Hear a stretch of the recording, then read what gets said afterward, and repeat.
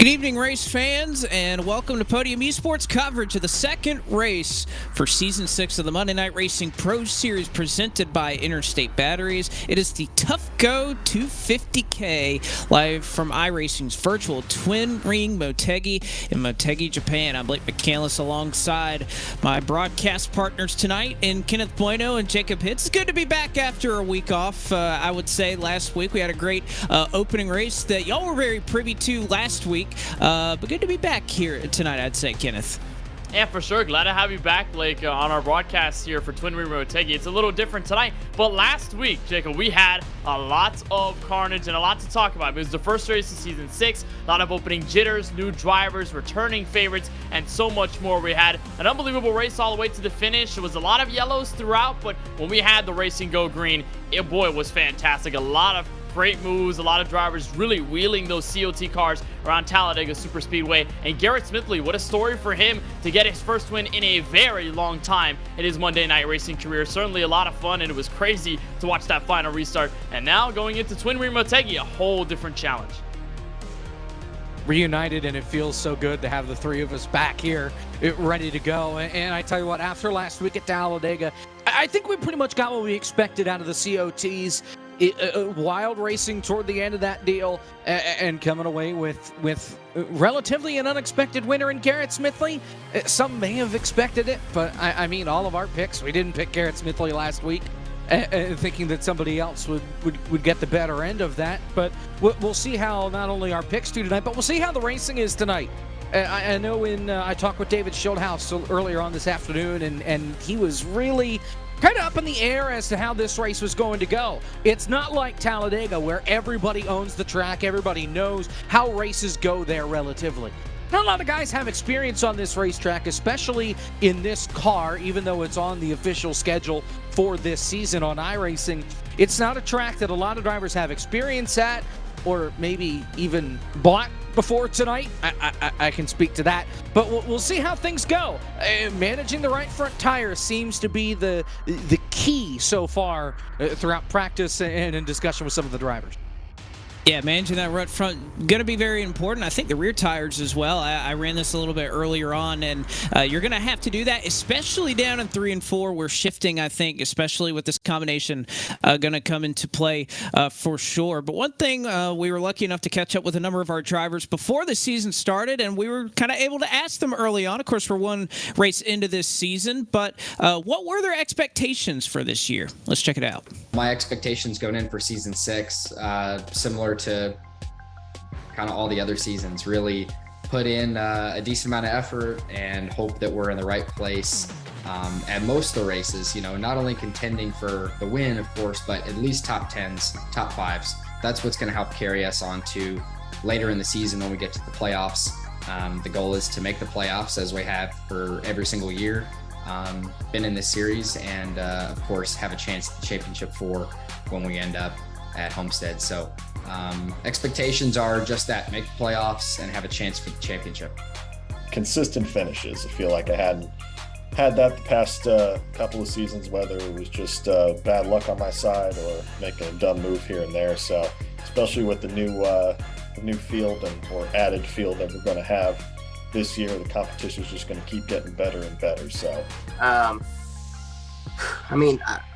I hope to make it back into the playoffs, make a deep run like I did last year. That means, the last 2 years, since I've kind of jumped back into full-time Monday Night Racing, I've been able to, put together legitimate shots at a title. And this year, having a full season sponsorship on Monday Night Racing with Critical Path and Lyrgus, it definitely is going to be a little bit more pressure to go out there and perform and actually put the car up front. Kind of build off the last couple of years. Last season I had to miss a bunch of races, which didn't help, but I've had a couple other years where I've been in playoff contention up until the final race. So I just kind of wanted to build on that, and I don't do as much oval racing as I used to in iRacing, so it's kind of just every time I get into it, I got to make sure I'm quick right away and to be as competitive as possible.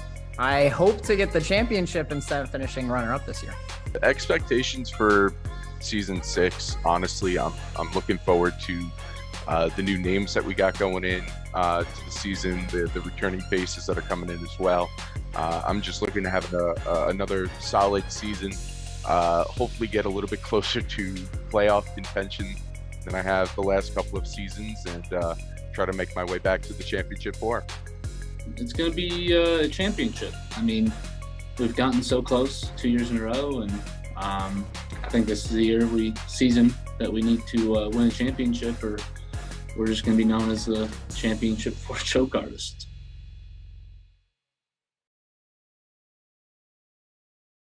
A lot of varying expectations for our drivers here in this Monday Night Racing Pro Series presented by Interstate Batteries, and I imagine that will reign true tonight at a very unique racetrack here that will be contested tonight for 100 laps at Twin Ring Motegi.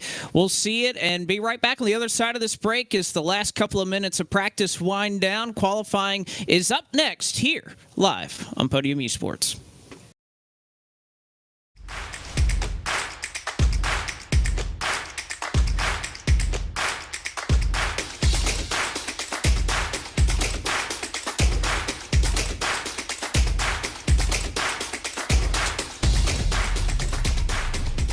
Visit our website at tufcoflooring.com. Get the edge on your competition with P8 Performance Gummies. Formulated specifically for gamers and the esports industry, we packed our gummies with all the good stuff, including ingredients that are clinically proven to help tired eyes, improve reaction times, and help suppress computer vision syndrome. Take your focus and endurance to the next level and try P8 Gummies today. Now available at Procelerate.com. Plus, if you're mad about gaming, we're looking to partner with influencers just like you. Drop us a line at support at Procelerate.com to see if you qualify to try our gummies for free. It's officially game on with all new P8 gummies.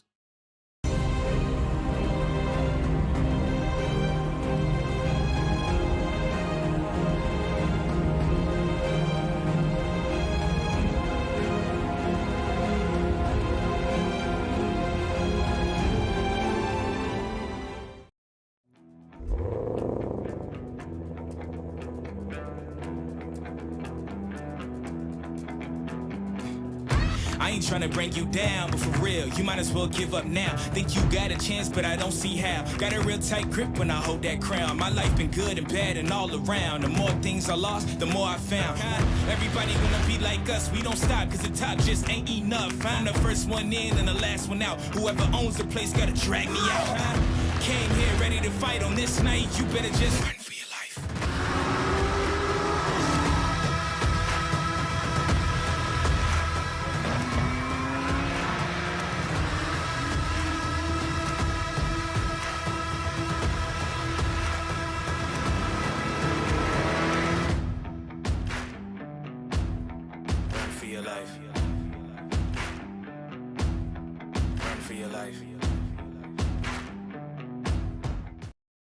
This is an Interstate battery. More pros trust this than any other out there. Yeah, more pros. More. Even more pros. Keep going. Mas. Look, we're gonna run out of time before we run out of pros who like Interstate. I mean, we'll run out of time before we even run out of left-handed pros who knit. These pros are everywhere, which means so is this battery. Right around the corner, up the street.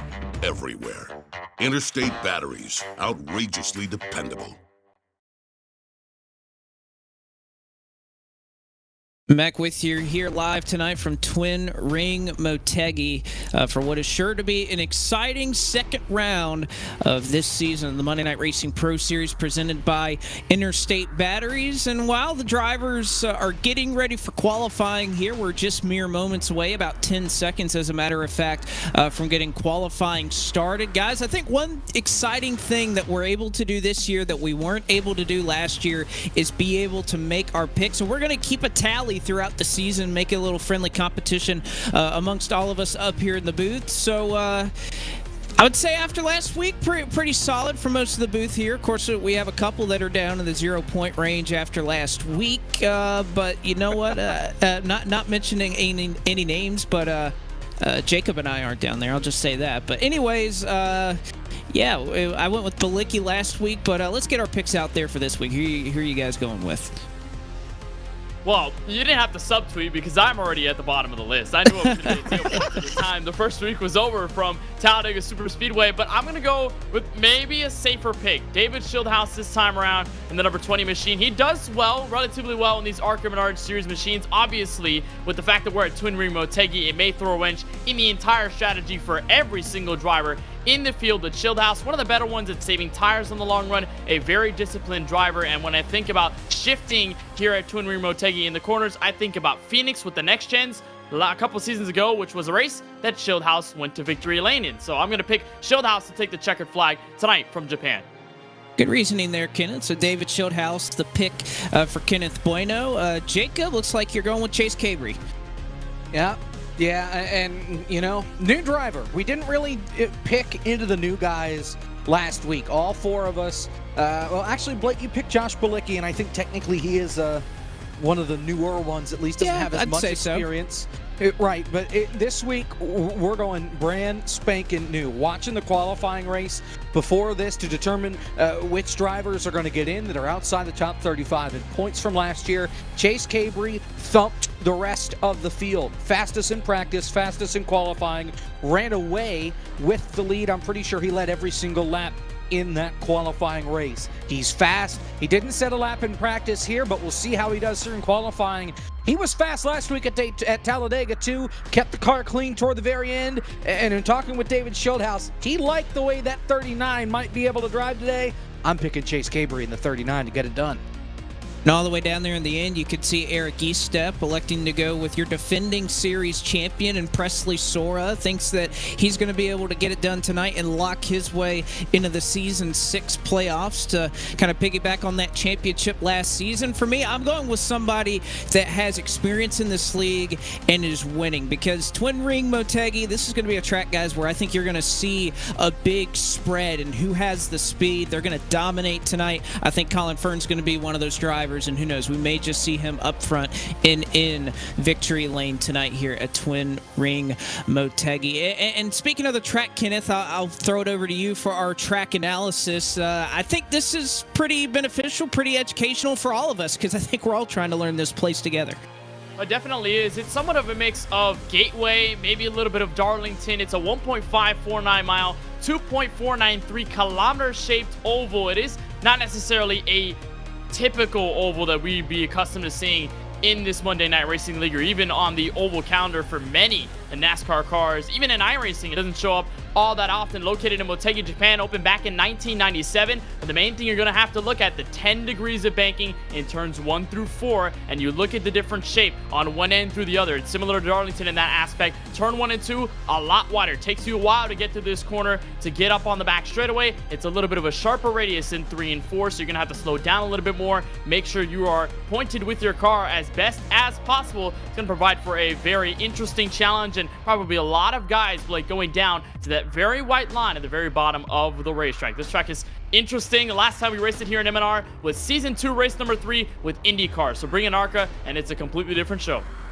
Certainly is, Kenneth. And Jacob, when we take a look at our weather, I think conditions that will prove challenging for these drivers at this tough racetrack. Yeah, and you know, the daytime in sim is seemingly realistic. At least the day is, maybe not the time. Just past 1 o'clock right now in sim. I know the graphic says noon, but right now where we're at in qualifying, it's past 1. But track temp, 79 degrees, even with the sun beating down on it. Not quite absorbing as much heat as it would perhaps in the summer, when the track temperature would certainly climb up there into the triple digits. So the track's not going to be as slick as some might expect. But you still know that when you get on the gas in these corners, those rear tires are going to spin a lot more than you think they're going to. Going to get a little loose. You got to be careful when you get back up on the gas, even though the track is not being cooked by the sun quite like we would see in the summertime. Certainly not, Jacob. And, well, I think these drivers are about ready and set to go. So we're going to throw it down for the playing of the National Anthem of Japan.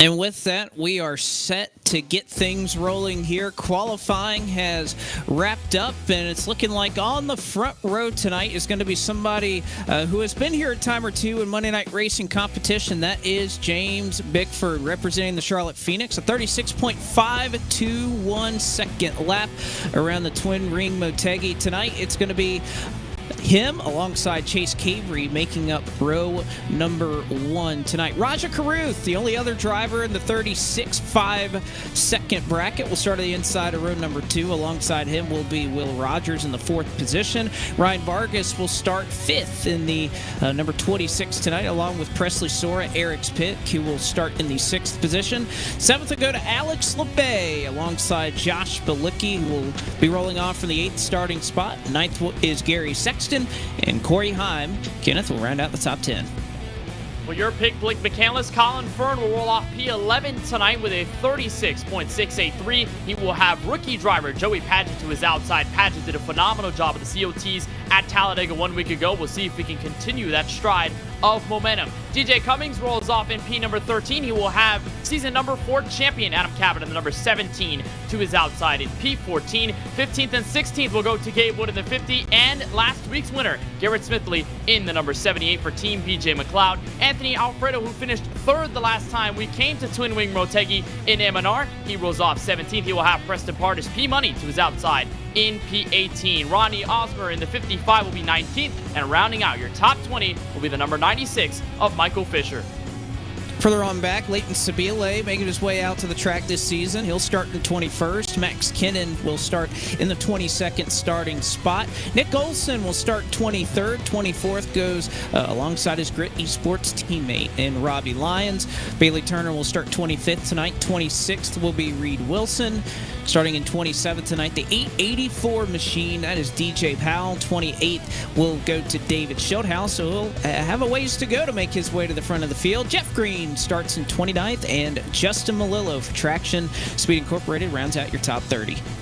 It'll be Ford Martin league owner to roll off 31st. He'll have Fox 46's Brett Baldeck to his outside in P32. Dakota Curtis in the number 32 machine will be 33rd. He will have Crypto Autosports' Matt Stolnick to his outside in 34th. Running on your top 35 is Arizona's own Devin Henry in the number 77. He'll have Noah Lewis in the number 95 on his outside in that row 36. On the racetrack when we take the green. Josh Slate rolls off P37, Charlie Brown to his outside in 38th, followed by Michael Massey, Seth Eggert, Stephen Ellis, Case Collenbach, and the 11 of Steve Alfont. Alfont did not take a time in qualifying, 43rd and dead last in the field when we take the green.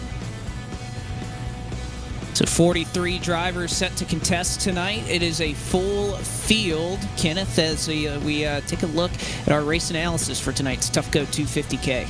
Yeah, we'll have a couple of tire sets in this race, most notably 3. It's a 100-lap race, so not necessarily the longest. If we can get a little more detail from our pit road reporter, Jacob Hitz, all night long on how that's going to work out. We do have a 75% fuel load, so we should probably expect roughly 40 to 45 laps and a stint of fuel, and that's something we always somewhat fear a little bit. Blake, 3 attempts on a green-white checker, that is, if we need them, from Twin Wing Motegi. We'll see if we get that in about 100 laps time. But, of course, one exciting thing that we want to mention after looking at the BST Shock starting grid and your Roasted Gems Coffee Poll Award winner in James Bickford is a new deal the Monday Night Racing is excited to announce with Grid Rival. As you can take a look at the left-hand side of your screen. Again, these are for fun. These are odds provided, head-to-head matchups presented by Grid Rival. Again, this is there's not actual bets taking place right here. These are odds that are made pre-race, and Kenneth, I think it's interesting to take a look at a couple of these matchups. I mean, you look at Raja Caruth, Garrett Smithley right there, all the way down to Will Rogers and Anthony Alfredo. A lot of very evenly matched stack-ups, I'd say. And again, this was pre-qualifying those odds as well. Yeah, it's definitely true. A lot of the drivers selected, a lot of the heavy hitters as well. Got to thank Derek Yoder for all the work that he does putting all of that together. It's a lot of fun to watch that, but we're ready to get the green flag. Pace car coming out of turn 4, field in the hands of James Bickford. That it is, as we are set to go for 100 laps in the Tufco 250k. Green flag is out, and it looks like so far so good, as one driver further on back in the field will try to make it 3 wide into turn number 1. That is Colin Fern. But otherwise, you can see this field fanning out against this flat racing surface. Not a lot of banking, but the exit of these corners will sneak up on you as they work their way down the back straightaway for the first time. And one thing to notice already at the exit of turn 2, look how wide this track is and how the drivers are using it. They're wrecking, though, in the middle of the field. It looks like Anthony Alfredo might have had a piece of it. Gabe Wood is around, and so is Ronnie Osmer. A couple of more cars get collected in it. Brad Baltic, the 32 machine, I believe Dakota Curtis went sideways, and Blake already, before we complete lap number 1, caution is out for the first time.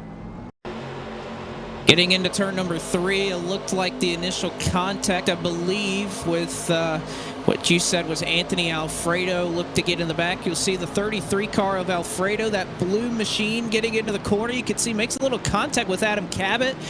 Gets collected there by Leighton Sabile, and the rest of the field comes piling in.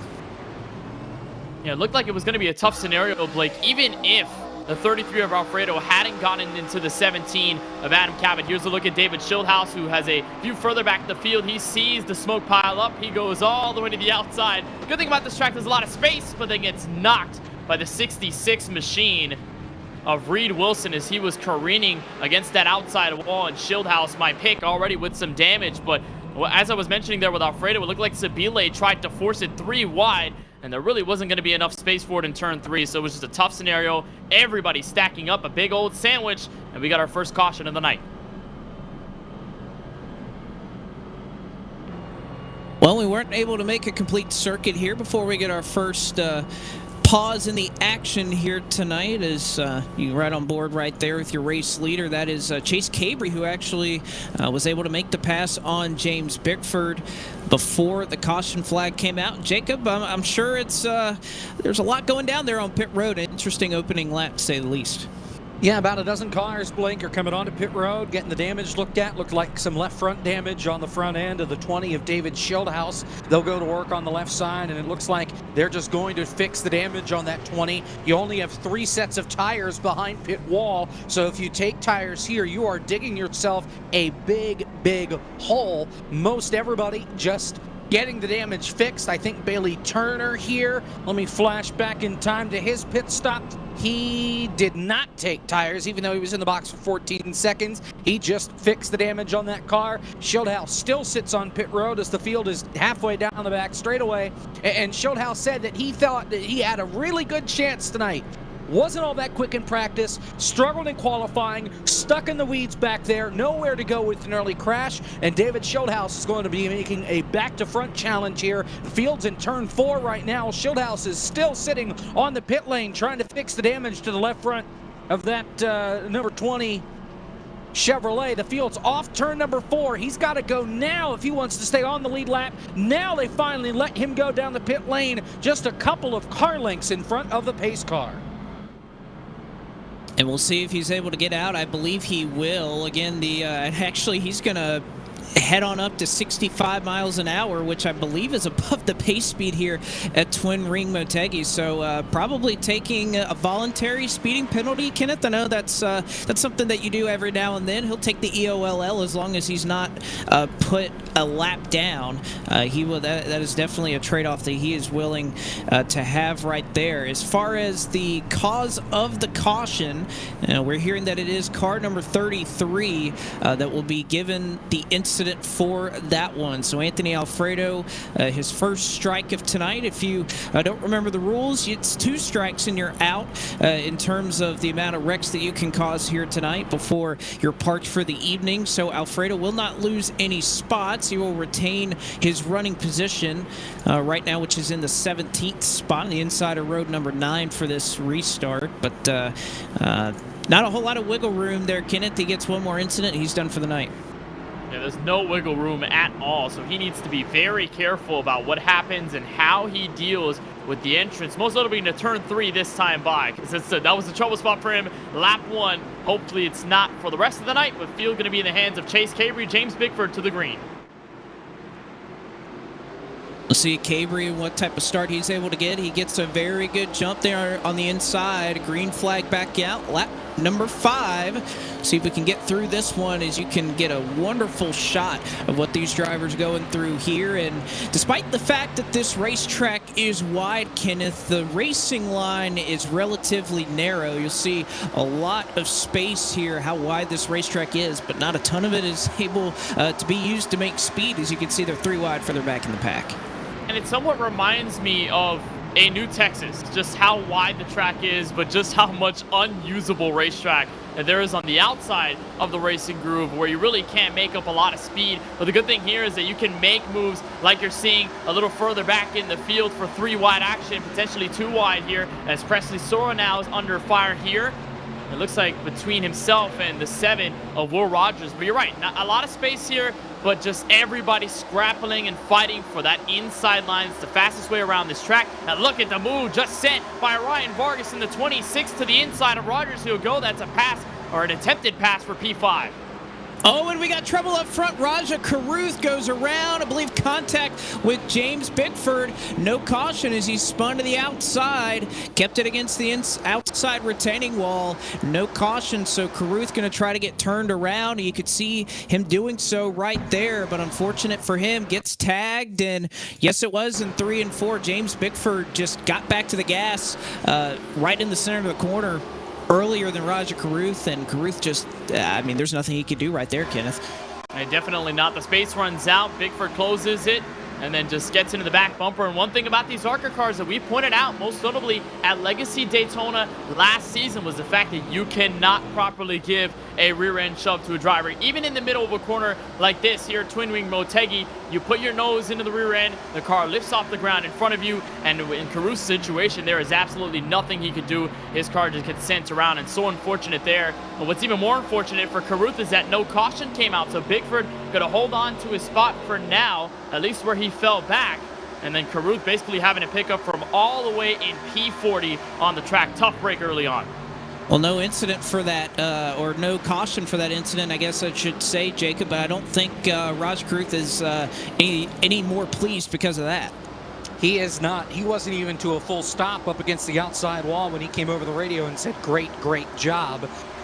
Bickford apologized not once but twice. There's been discussion over the radio, though, amongst some guys, Nick Olson and Corey Heim among them, as well as with our race control Josh Mendoza, about why that wasn't a caution. Single car out of the racing groove. Per the rule book, if it's not 2 cars in the race, or 2 cars, or it's in the racing groove, we keep on racing. There's no caution. Some guys not too happy about that rule, but Josh says, look, I'm bound to the rule book. That is the rule book. Don't be mad at me. So that's what drivers are voicing their opinions on that right now, perhaps thinking that contact up at the front of the field maybe should have been worthy of a caution. Well, you have to think the reaction to that, and, you know, it's not just Caruth going around, it's what everybody else does in reaction. Do they lift? Do they, cause something themselves? Of course, nothing further really happened. As you could take a look on board right there of Corey Heim. He's trying to make a move to the inside right there on Josh Balicki. Going to be able to complete that just about as they work into turns 3 and 4, and that is for the 5th position. So Corey Heim, someone who was very strong in practice, Kenneth, started back in 10th, has already made his way up into the top 5. Yeah, he was toppling practice. Him, Presley Sora, first and second on the board for a while. Him getting by Balicki is only his charge, continuing all the way to the front of the field. Heim, one of the better drivers we've seen in M&R at these long-run strategy games where he can save his tires and he can really pick up pace on the entire field. Here's a look at a Japanese-inspired paint scheme, Blake, with a Supra on the front end and the rear end of number 23, Gary Sexton. He was my pick 1 week ago. Unfortunately, things didn't work out, but I love the fact that he is getting into the whole Japanese name, a gorgeous paint scheme on his car tonight, as Alfredo gets by for 14th, and Preston's Hardest is looking to the inside for the position. And I'm sure something Jacob would be very happy about, the Eagles hat. They're playing the Commanders tonight on Monday Night Football. And they're about to score. Taylor Heineke just fumbled. The Eagles have it. Thank you very much for that update from Pit Road, Jacob. Very much appreciated here in Japan, getting an update on Monday Night Football. Trouble, turn 3! Michael Fisher gets turned around by Jeff Green. Sorry, guys. I'm calling calling both games or both races, whatever. Yeah, Michael Fisher got turned around. 2 cars up against the outside wall. And I'm doing the Kevin Harlan, I guess, tonight, guys. Well, we'll take a look at this one, and I think the reason for the caution is that the fact that, well, 2 cars got involved in this one. It wasn't just into the back of the 96, and yep, that's 2 cars that you can count on the wall right there. Contact made between green and the 96. The caution comes out, and oh boy. What an interesting paint scheme that Jeff Green has got on his 38 car. Jeffios is the sponsor on that car. Very unique stuff right there. No, we got to give props to Jacob because he was the one that pointed it out. I had no idea this scheme was going to even run tonight. And then I checked Gabe Wood's Twitter because Jacob pointed it out to me. And there it is. Jeffios on the number 38 machine with a Dodge Charger on it as well. But of course, docked for the cause of incident. Got on the brakes a little bit too late into Michael Fisher. And that's just easily the cause of the yellow. Unfortunate there for Green. I believe he's going to be able to escape without any significant damage, Blake. So his race not necessarily over, nor does he need to use the fast repair by any means. But again, if you're involved in a crash, you're going to lose track position, and you're going to have that little incident point, 1 out of 2 from race control, already on your name for the rest of the event. Something we'll have to watch is a number of drivers, Jacob, making their way onto pit road. It is a busy place here on lap 14. It's a busy place, and you've got a little less than half of the field coming down onto pit road at this point in time. Among them, Nick Olson. He's just on pit road for 5 seconds. What does he do? Gas and go. Same thing with Justin Malillo. Robbie Lyons pulls into his box. Same story there. A lot of these guys just taking fuel. Now, we talked about it earlier. Fuel window is going to be around 40 laps. The more cautions we see, the longer they are going to go, or the longer they are going to be able to go. So we'll see how this plays out here. If you pit here, it's lap 14, gives you 40 laps. That just gets you to halfway. You're not quite in a window, though, to make it on one more stop. You're going to need a couple more cautions, or simply just come back to pit road again, and then you'll be set to make it on one more stop. But they're not quite going to be able to get it from here to one more stop, guys. Well, and again, the fuel tank for this car, for this race, shortened a little bit than what it would typically hold. It can hold up to 18.7 gallons. They're using about 14 gallons of that fuel tank here. One of the neat limitations of iRacing is that you can limit how much fuel you want to add to the race car. So 14 gallons is all they'll have for these ARCA series cars. Or I guess what is run in iRacing as the ARCA cars. Of course, we've moved on to an entirely different generation of cars, but as far as iRacing is concerned, these are the cars that the Class D ARCA Menard series on the service uses. It was actually originally scanned in 2009. This used to be the Nationwide series car way back in the day. A scanned junior motorsports car that has since evolved into its current state in the ARCA Menard series on the service. As I don't know, guys, maybe we can try to talk to one of these drivers. I think Stephen Ellis is somebody that we heard from pre-race in one of our segments. Maybe we can get a quick word here from Stephen. Stephen Ellis, you got us up here in the booth. I do. How are you guys doing? We're doing fine, Stephen. I know we're having fun watching all you guys drive this unique racetrack. What has been your biggest challenge trying to figure this race out? Take a good look at your paint scheme right there. I love the simplicity of it, by the way. We had to save all our money for tires today, but yeah, it's been kind of fun, kind of the difference between 1 and 2 and 3 and 4. 1 and 2, you can go a little quicker, but you get a lot looser. 3 and 4, you got to keep that thing pinned down, but it's not easy. So getting beside someone could be a little challenging and trying to make the passes, but if you can make the momentum work, it's kind of almost like a Richmond style race where you can just kind of push it a bit more. So had a terrible qualifying, kind of just seeing how it goes, saving tires right now, and it's a fun race.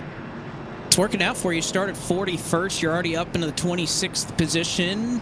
Any game plans to try and move up a little more up the road? And just saving tires, making sure I got some for the end, because it's these are going to eat up tires big time. So if we could save them for the end, I think they'll be to our benefit. All right, Stephen, thanks for taking the time to talk to us. Absolutely. Thanks so much, guys. Glad to hear from Stephen Ellis. He is our Tufco in-race reporter for the evening, and we'll get to hopefully check in with him a time or two throughout this race. Currently running back in the 26th position. He is just in front of Raja Karuth, who was spun in the midst of that last run, although a caution flag was not brought out. Most of the front of the field stayed out, did not come down the pit lane, so on lap 16 we'll see the lights turn off on the pace car, and the field once again into the hands of Chase Cabre, who started in the second position and has held the lead ever since. He'll have Will Rogers to his outside. Then you have Presley Sora and a new look Ryan Vargas. Hard to get used to a 26 on the side of what used to be the 6 car for Ryan Vargas, but 26 here in Season 6 as Chase Cabre will put the loud pedal down. Green flag is back out here on lap 17. An impressive jump back to turn 1 for Chase Cabre, who finished 22nd, Blake, last week in the opener at the virtual Talladega Super Speedway, but it was not reflective of the effort that he put up all night long. He was running up at the front, one of the hard charges of the race, and just a pillar in the entire event. Chase Cabre trying to make sure that tonight is reflective of all of the effort that he's put in. Caution flag is out, though. Looks like we've got a crash to the rear of the field, and I believe Steve Alfont, actually no, not Steve Alfont. It looks to be Nick Olson, Charlie Brown involved in it. I heard Brown over the radio. I couldn't hear exactly what he said, but I don't think he was none too pleased there as Nick Olson and he got together off of turn 2. And you will get a good look at it right here, Kenneth. Off of turn 2, Olson just kind of instantly into the back of Brown, gets him out of shape. Justin Melillo has nowhere to go. He gets involved. So 3 cars here on the inside and brings out the caution flag for the 3rd time this evening. Yeah, tough there for Melillo, who was on the back end of that. Had absolutely nowhere to go. Here's a look on board from the Traction.gg Ford Fusion. And then right here, he sees Brown get tapped, and it's enough to send him loose. Melillo tries to find space, and unfortunately, Brown gets into him, and then right in front as he's coming down the track into the inside wall, Nick Olson just comes barreling through, and Melillo not able to escape any sort of damage in that crash. It was a slight little tap, but it's just enough, Blake, to send a car sideways, and by the time somebody is sideways, boy, it's hard to get back on and straight, at least for Brown there, getting caught off guard. And unfortunately there, I think there might be a little bit of tensions between Olson and Brown there on that incident, both of them getting caught up in the crash. So another caution flag here before we reach lap number 20 here tonight. And again, take a look at our grid rival head-to-head matchups. Right here. Again, these odds were pre-qualifying, and there's no real money on the line with these odds. Again, this is just a way for us to have a little bit of fun. We appreciate Good Rivals sponsoring these pre-race odds, and you can see right now how that'd be working out for you. Garrett Smithley running right now in the 10th position, Raja Karuth back in 24th, and so on throughout the field. So enough there to keep you entertained there. And again, we appreciate Grid Rival jumping on board, the most in-depth fantasy motorsports manager game on the planet. We appreciate their support of Monday Night Racing here in Season 6. As we will continue pacing under the caution flag, we'd like to remind you that Tufco Flooring is an industrial flooring company specializing in custom floors and in drains. Tufco doesn't believe in the one-size-fits-all approach, and neither should you. Tufco listens to your needs and requirements and develops custom solutions for every client. For more information, visit their website at tufcoflooring.com. Again, that is tufcoflooring.com. Lights are back off. The pace car, a quick yellow here for this caution flag. And once again, it is Chase Cabre, Will Rogers, your top 2 starters. Cabre, an early launch in the restart zone. Green flag is back out here. So we are on lap 20 of 100 tonight. Cabre has done a solid job of controlling the field on the restarts, but what I'm most interested in, Blake, is the battle second on back, especially through the top 5. We've seen Ryan Vargas pick up speed, Corey Heim pick up speed early on for the first 20 laps, and then you look at Will Rogers and Presley Sora, who have seemingly held their frontal positions ever since the drop of the green flag in this Tufco 250k. So it's going to be unique to see how each of them handle each other out on the racetrack. Outside in 3 and 4 for Heim, not the preferred line. Sora's going to be able to clear for 3rd and to make it single file. First battle on the racetrack around your top 7 or so, as I believe Adam Cabot going at it with DJ Cummings into turn 1. Got a lot going on there under this latest caution, Jacob. It went by so quickly we weren't able to throw you down there in pit road, but a decent amount of strategy playing out here on this latest caution flag. Yeah, had a couple of guys come onto pit road, some of them at the very front of the field, including Colin Fern and James Bickford, the pole sitter. Bickford came onto pit road, fuel only for him. He left pretty quick. Colin Fern, on the other hand, he's one of the first drivers that decided to take tires under this pit stop. So, interesting Alex call. Bay up the racetrack. He's all good, though. I heard Boot Scoot and Boogie over the radio from Rajat Karuth, and I knew something important happened as he's trying to make his way through the field as well. I also know Justin Melillo kind of voiced his displeasure over the radio because the caution was shortened. He didn't get to fix any of the damage that he sustained from that caution flag, from what brought out the caution flag, and he did not get to catch up to the back half of the field. Nick Olson also couldn't catch up. The field was in turn 4 ready for the restart as those two guys just got to the back straightaway. So some interesting decisions there. Just shorten the yellow, make things roll a little bit quicker, and then guys can't get caught up. That's just the blight of this track being 1.5 miles long. Blake? Oh, you see there, Joshua Slate had a big moment there after contact with what I think was the 21 car, Max Kinnon, getting into turn 3. We've seen the bump and run a number of times here. It is very effective. And of course, of note that I want to mention about fuel strategy, that you can get to about lap 60, which we were talking about. That fuel window is about 40 laps here, so everybody that pit under this latest caution probably in a good spot to try and make it on just one more stop to the very end of this race. But as you can see on your screen, we see smoke just about every time off of the corner. A lot going on here further on back in the pack. This is about 26th, 25th on back, and there's a lot of spots being contested here. DJ Powell and Joey Patchett right now, the 83 car, battling side by side. This is for 25th. And just like Jacob mentioned, James Bickford, who came down pit road the last yellow, he's behind all this in P27. Here's a look on board from David Schildhouse, who finished well in that COT race at Talladega in the opener 1 week ago in his new colors, the Habana Brisa machine. This time on his number 20, looks like he'll be wearing that all season long, the assistant general manager of the Alpha Prime Racing team in the NASCAR Xfinity Series. But you're right, Blake, there's a lot of drama every time we exit a corner. Somebody gets into somebody, somebody's sending a block, somebody's getting loose. There's a lot of drama with these cars, and it just shows you how hard it's been to drive these cars around Twin Ring Motegi. Yes, there's only maybe 1.5, maybe 1 or 2 usable grooves here to be the fastest, but because everybody's fighting for all of that real estate, it makes it so chippy when you get around the entire field with all the traffic. See Padgett able to make that pass on the bottom. That is 24th that he takes claim to.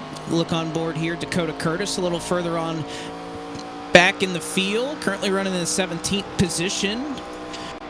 And actually trying to chase down Rajat Karuth. That's that 13 car that's directly in front of him. And Raja has been on a mission since getting spun earlier on in that incident. It did not bring out a caution flag. He was back in 40th at one point. Finds himself in 16th as he completes the pass on Maxwell Kinnon. And here's Anthony Alfredo running up here in the 12th position. And oh boy, gave a little boot, scoot, and boogie right there to Preston Pardis. Pardis, a great save to try and handle that thing. That American Badass Whiskey machine was hanging on, and he's going to have his hands full now of Alex LeBay. Yeah, I was about to mention there Alex LeBay being the benefactor out of all of that mayhem between Alfredo and the number 42 of Preston Pardis. And what's interesting about Alex LeBay, the Canadian driver, I believe it may be his first start ever in his M&R career. His first start this season was not here 1 week ago with the COTs at Talladega, and a nice run so far put together. Now looking into the top 10 as Alfredo finds a way back underneath Preston Pardis. This battle not quite done out of turn 4. The top side goes Pardis. One car to the outside wall directly behind Garrett Smithley. That was, I believe, DJ Cummings was the driver that tagged the outside wall. He's got a little bit of right front damage. You could see it on the right side of his eNASCAR Ford that currently runs right in front of Ryan Vargas. Just on the outskirts of the top 10 here. P8 is what DJ Cummings runs at. But, you know, I got to say, how about Chase Cabry here? Took the lead early on. And you can see how close everybody is. These are long straightaways here, so there's a lot of draft at this racetrack. You can see the gap that Cabry builds, and we've had a couple of caution flags that kind of stack everybody back together. But Cabri has done an amazing job of pulling away from second place. Is once again trouble on the track. DJ Powell is going around. I saw somebody slowing down on my leaderboard here, and I thought they were coming to pit road. Contact between him and David Schildhaus. Schildhaus, this is his second incident of the day, guys, and I know he just, under that last caution flag, fixed the damage completely to that number 20, got it back 100%, so he's going to have to come back to pit road, and he's got a lot more damage to fix. I think Ford Martin also got a big chunk of it right there. No, that's James Bickford, actually, the pole sitter involved in this. You see Powell right there off of turn 4, gets a little bit tight. That right rear again that kicks out on this car, the Twisted Sisters, as it was once called. And David Schildhaus there after the 884 makes contact the outside wall. Really not a whole lot that Schildhaus could do to try and avoid that one. Now we'll see what race control has to say about it, if there's any fault. And just as I say that, message comes out. 884 will be tabbed with that caution. So DJ Powell will have responsibility for that. That'll be his first of 2 strikes, as it's gotten pretty cloudy here. Overcast skies here in Japan. It's been a relatively cool track temperature here in Motegi. Here's a look at the entire track.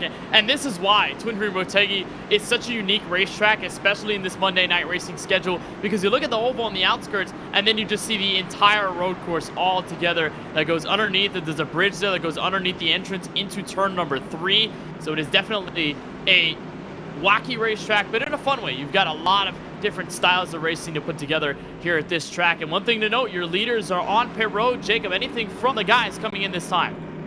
Well, they're all going to come in this time, and I would assume after Colin Fern decided to take 4 tires under that last stop, you're about a third of the way through this race. Now is the time to come onto pit road and take the first set of tires. Let's see what they do. Your race leaders all in their boxes. Raja Karuth has the rights go up on Chase Cabri. The lefts go up on his machine. He flies out of pit road. Noah Lewis, it looks like, will win the race off of pit road. He missed his box. So did Ronnie Osmer, Anthony Alfredo, and Leighton Sabile. All 4 of those guys missed their pit boxes on pit road. This pit road, almost like Indianapolis. It's very narrow, it's very congested, you can get distracted easily, and it's easy to miss your pit box when everybody comes to pit road at the same time. Those 4 missed their box entirely. They'll have to come back in. 4 cars stay out. Joey Padgett, Colin Fern, Michael Fisher, Justin Malillo.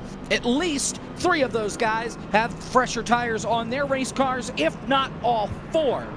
So we'll see if they decide to stay out here, or if they're maybe thinking fuel and will pit before we get the restart. Nonetheless, Presley Sora wins the race off pit road out of the guys that made their stops. And Jeff Green with a 6.5-second stop. Looks like fuel only for him. Everybody else taking 4 tires. Blake? Well, thank you, Jacob. And I'm just wondering how many drivers have spotters here tonight, because that is one thing with so many drivers just flat out missing their pit stall. That's not a mistake you often see. And not only that, if you don't have a physical spotter with you, iRacing built in within the last year, I believe, inserted a countdown on pit road from a virtual spotter. So if you don't have one, you get counted in to your pit stall right now. And courtesy of our friend Jacob Hitz, 15 drivers right now are on pit road or with a spotter tonight. 15 teams have a spotter on the spotter stand tonight with them physically, and that ranges from just about anybody. You have Anthony Alfredo, who has an eNASCAR Coca-Cola iRacing Series driver from last year in Briar LaPrade. That's atop the box for him. You have Garrett Smithley with James Edwards, who is somebody that often spots for Garrett Smithley in real life. So it's a good mix of both virtual and real spotters for these drivers. One of the cool things, and I guess unknown things about Monday Night Racing, is how the real and virtual worlds kind of collide in that way, even on the spotters stand. But of course, this Monday Night Racing Pro Series presented by Interstate Batteries is brought to you by Interstate Batteries. Built to top industry standards, Interstate Batteries has been the technician's choice for 9 years and counting.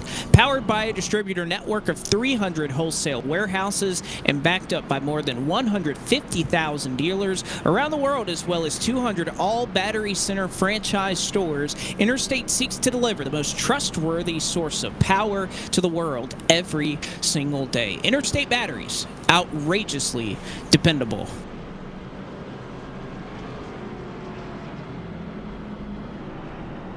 Lights are off on the pace car as Joey Padgett, Colin Fern will make up your front row here. Again, as Jacob mentioned earlier, Presley Sora, who's right now scored in the 8th position, is the first driver out of that group that took 4 tires and exited pit road. So several drivers electing to get track position here. Perhaps they took tires a little bit earlier. You are limited in the amount of tire sets that you have. It was 4 that was on pit road. By the way, that last caution flag, there was a lucky dog awarded. It was Charlie Brown. Right now, that 58 scored 3 laps down. He's the only car right now out of 43 that is not on the lead lap. And so he'll be put down to 3 laps down, looking to get back on the lead lap before the end of this one. A third of the way through, Joey Padgett and Colin Fern will make up your front row. Pace car will dive to the safety of the pit lane, and another early jump for the race leader. This time it is the 83 of Joey Padgett who will lead them back to green. And they are already pushing it on that front straightaway because here comes Chase Cabry, almost forcing it roughly 3 wide underneath Lane Sabile. And almost found a way there as Ronnie Osmer looked to the inside as well. But what strikes me is how Presley Sora will be able to move his way through the field as the leader on the freshest tires of the field. How patient will he be, the young driver, to get around all these guys around the top 5 as they scramble all to the back straightaway 3, almost 4 wide, entering turn 3. Oh man, drivers are all over the place here in 3 and 4, especially it's about a hornet's nest around that 25th position. They're roughly 3 wide, although they sorted out. You can see Justin Melillo right there on the top side, 3 wide of a battle entering turn 1, and my goodness, there is a lot going on trying to fight for that track position here at Twin Ring Motegi. You know, I saw Bailey turn on the number 5 get sideways. He was put in the middle 3 wide. Ryan Vargas, who was at one point P9 on the racetrack, he's now forced in the middle 3 wide, running 21st in the middle with Max Kennan and Jeff Green going into turn 3. So it is only getting more intense through the middle of the field. There's a look at the number 26, Ryan Vargas for Charlotte Phoenix. But some new colors on his car this evening here from Twin Ring Motegi. Fortunately, he's able to escape the madness, but then it does not get any better from back on there. Gabe Wood, Jeff Green going at it. Bailey Turner trying to dive back into turn 1. See Ryan Vargas running just outside the top 10, or at least just outside the top 20, I should say. He's running right now in the 21st position, but a big scramble right now going on amongst those drivers who have the fresh tires and those who don't. You can see Presley Sora able to take advantage of that. He gets down to the bottom side of the racetrack, up into 3rd, so those fresh tires working for him. By the way, that restart was under review for just a couple of moments. Word from race control is restart is fine, but even if you are the leader, you must maintain your lane. So just a little bit of a warning there that I think is going out to Joey Padgett, that you cannot change lanes even if you are the leader of the restart. So word of warning there. Presley Sora looking low here on Colin Fern into turn 3, looking for that 2nd spot. And here at Twin Ring Motegi, at least what I've noticed in the opening laps of this run is that, yes, you can have fresh tires by a slight margin, and it obviously will work to your benefit, but it's not as dramatic as I would have expected. A lot of other 1.5 milers and intermediates that we've seen in M&R history, when tires fall off and you have guys on fresh tires against guys on worn tires, the guy on fresh tires will easily be faster by a long shot. But here at Twin Ring Motegi, it seems to be more of a methodical progression, and Sora now claiming in on Joey Padgett heading into turn 3. It seems as though he's going to be able to close the gap, but it's not by that much, and Fern is going to dive back in as we'll take a look further through the field. Justin Melillo in the number 53 having to work through many cars on his way as he currently runs inside, I believe, the top 25.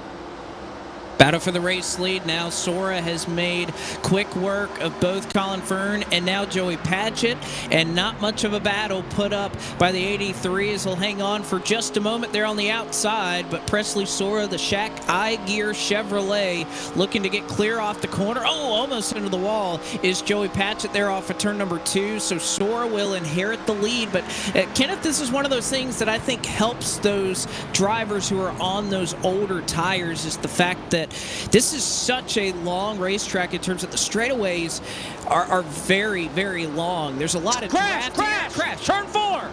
Raja Caruso in the inside wall. Kennan's gone around. DJ Cummings up against the outside wall. Another car up there. Is that the 25 of Leighton Sabile, I think? Caution's out. Now is off of turn 4, and boy, was that in just an awful spot right at that point where everybody's exiting the corner, coming up towards the wall. There's pretty much the same meeting point for every single car off of the corner. Look at car number 13, and I think right there, Kenneth, he thought that he had the momentum. He thought he was clear of DJ Cummings, just wasn't quite there, and makes contact with Cummings, and nothing that DJ could do right there. And even poor Leighton Sabile, just an innocent victim of that one, nowhere that he could go. Yeah, just a little bit of a wrong placement there, and Caruth, you're right. Just thought he might have been clear coming out of turn 4. Thought he had a momentum as they forced it 3 wide. You saw Cummings practically overshot the corner, turn 3, pushed Sabile up the track. Caruth dives down low, and then right there, the slight contact is made. Caruth goes to the inside wall, and then Leighton Sabile is caught up on the wrong end of this on the outside. Nowhere he could go in the field, absolutely scrambling to get away from this. Alex LeBay also almost got caught up in the number 36. About got tagged by Caruth, was able to keep it off of the number 13. Here's another look. There's Caruth going down the track. Look at LeBay getting loose and being able to save it. But 3 cars in it, make it 4. And we have ourselves, I believe, Blake, the biggest crash of the night on lap number 41. Some hard impacts right there for DJ Cummings and Leighton Sabile. You have to imagine that that's going to be likely a fast repair required. I don't even think Sabile has steering. He's on pit road right now, and he is up against the inside wall. And Jacob, I don't think that he can steer that car. I don't even know if he can get into his pit stall.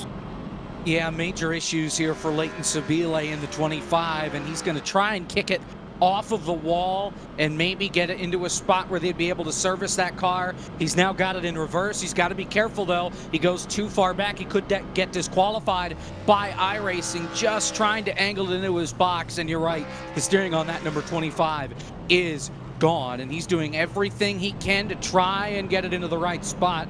But it may be easier for him at this point to tow, use his fast repair. He's already going to lose a lap as the field's coming off turn number 4.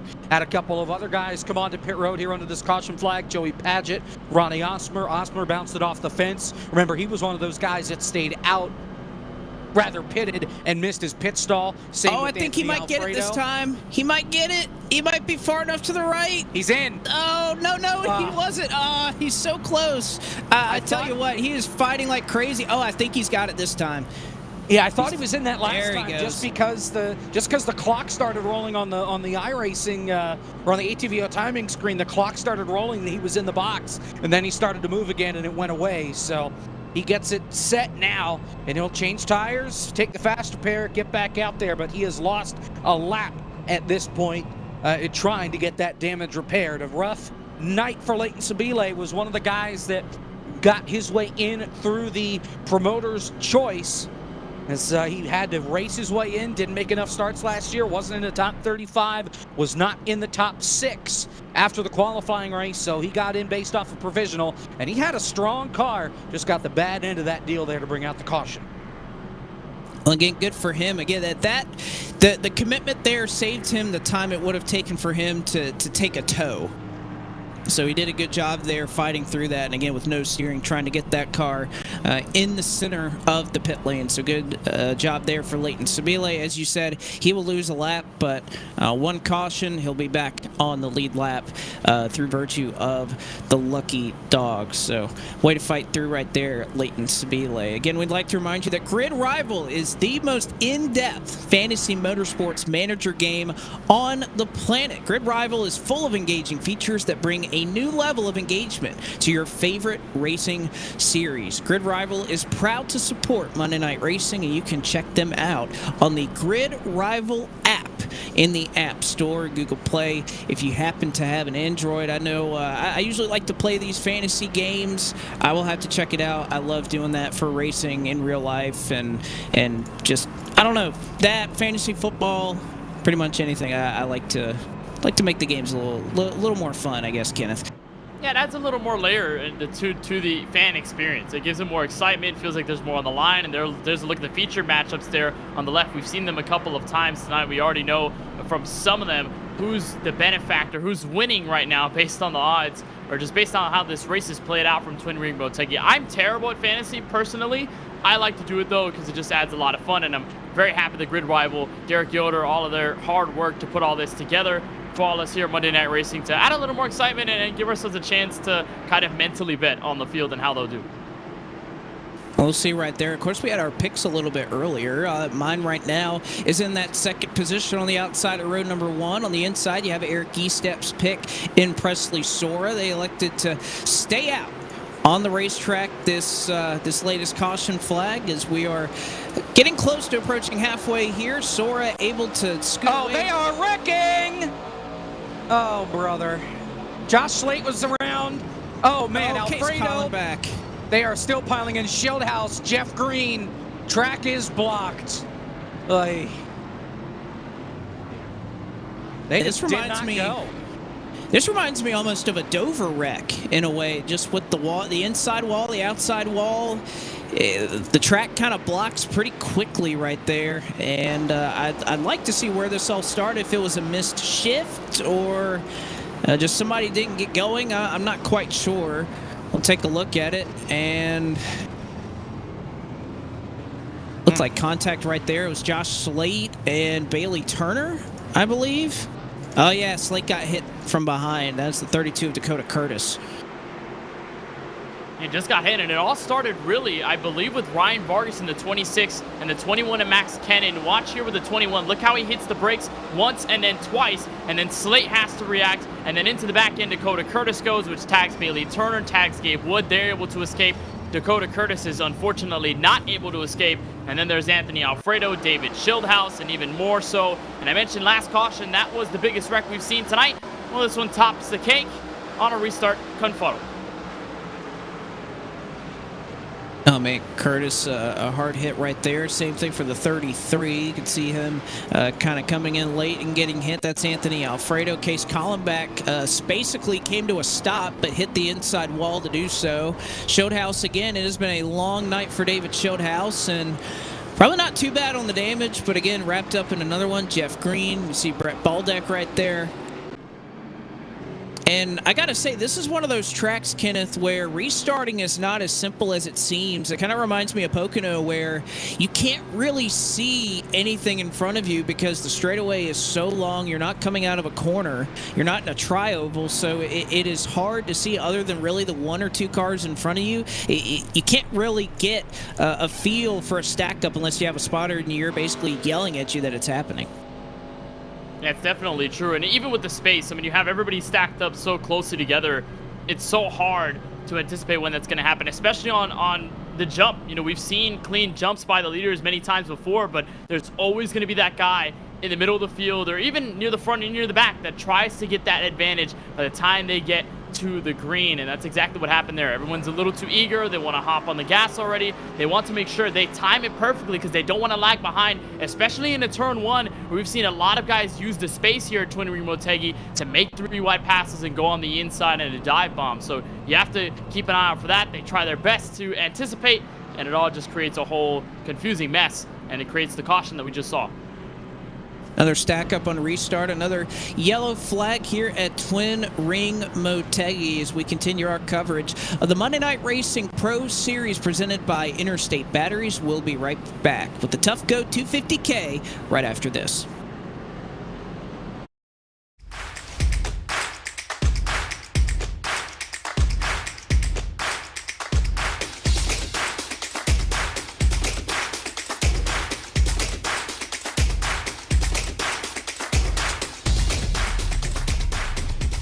visit our website at tufcoflooring.com.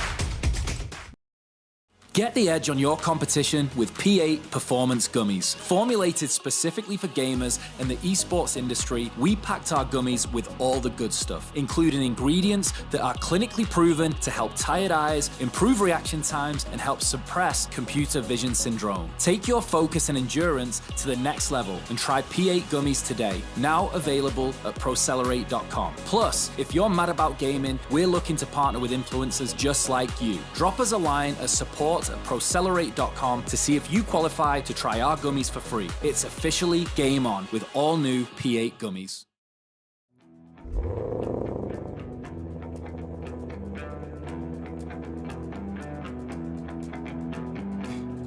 I ain't trying to break you down, but for real, you might as well give up now. Think you got a chance, but I don't see how. Got a real tight grip when I hold that crown. My life been good and bad and all around. The more things I lost, the more I found. Everybody wanna be like us, we don't stop, cause the top just ain't enough. I'm the first one in and the last one out. Whoever owns the place gotta drag me out. Came here ready to fight on this night, you better just run for your life.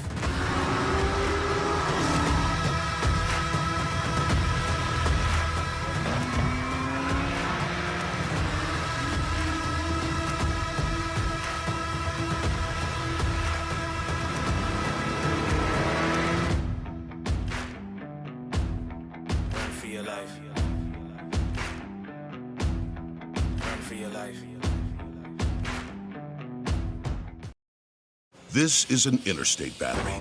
More pros trust this than any other out there. Yeah, more pros. More. Even more pros. Keep going. Moss.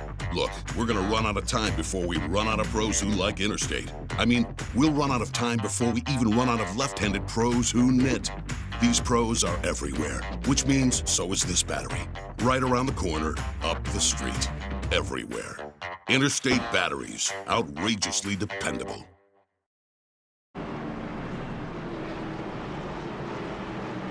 Presley Sora just about ready to lead us back to the green flag here at Twin Ring Motegi. He's got Colin Fern, and how about Chase Cabrey? Probably been the best car here tonight, right behind him in that third spot. Leading him to the green flag. We are just shy of halfway here at Twin Ring Motegi. Green flag is out, and we are back underway in the Tufco 250k.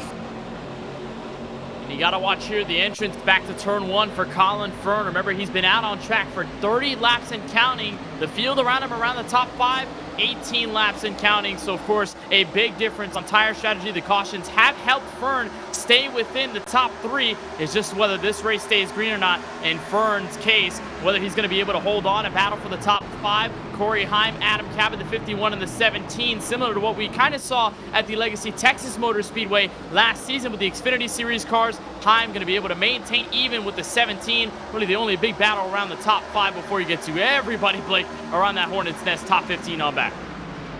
And that's been the case that every single restart, it seems like 15th, 20th on back is kind of where everything just really starts to congest on these restarts. They seem to be pretty calm up front. They get to it pretty quickly, and they are able to race it out. But back here for about 15th, you have a mix of drivers who are trying to get back their track position on varying tire strategies, and it just makes it really interesting. And speaking of interesting, you saw it right there. Gary Sexton got very loose in 3 and 4, and the caution flag is back out. Huge crash, a lot of smoke in turn 4.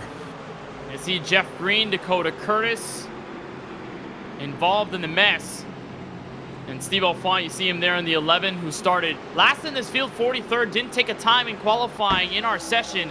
And he's involved in this crash, this time out of turn 4. We'll see exactly how it all started. And I think it was just, again, Blake, another stack up in the middle of the corner. We see a lot of drivers sort of park it. They try to take the corner a little more conservatively, be a little slower to get better rotation. And then it just stacked everybody up. By the time the 32 was slowing down, Jeff Green had no time to react, got into the rear end, and that's all would set it off. Yeah, the Jeff Yo's machine a little slow to react to that stack up right there. Kind of started, I would say, around Noah Lewis up there in 28th. We're going to look on board here. Brett Baldeck, he's a little bit behind this one. You can see that bright blue and yellow car is where that contact will originate. And Baldeck able to make his way on by, gets high of one car gets low of another, is able to miss that one. Another car into the wall right there. Steve Affont right there back in the pack.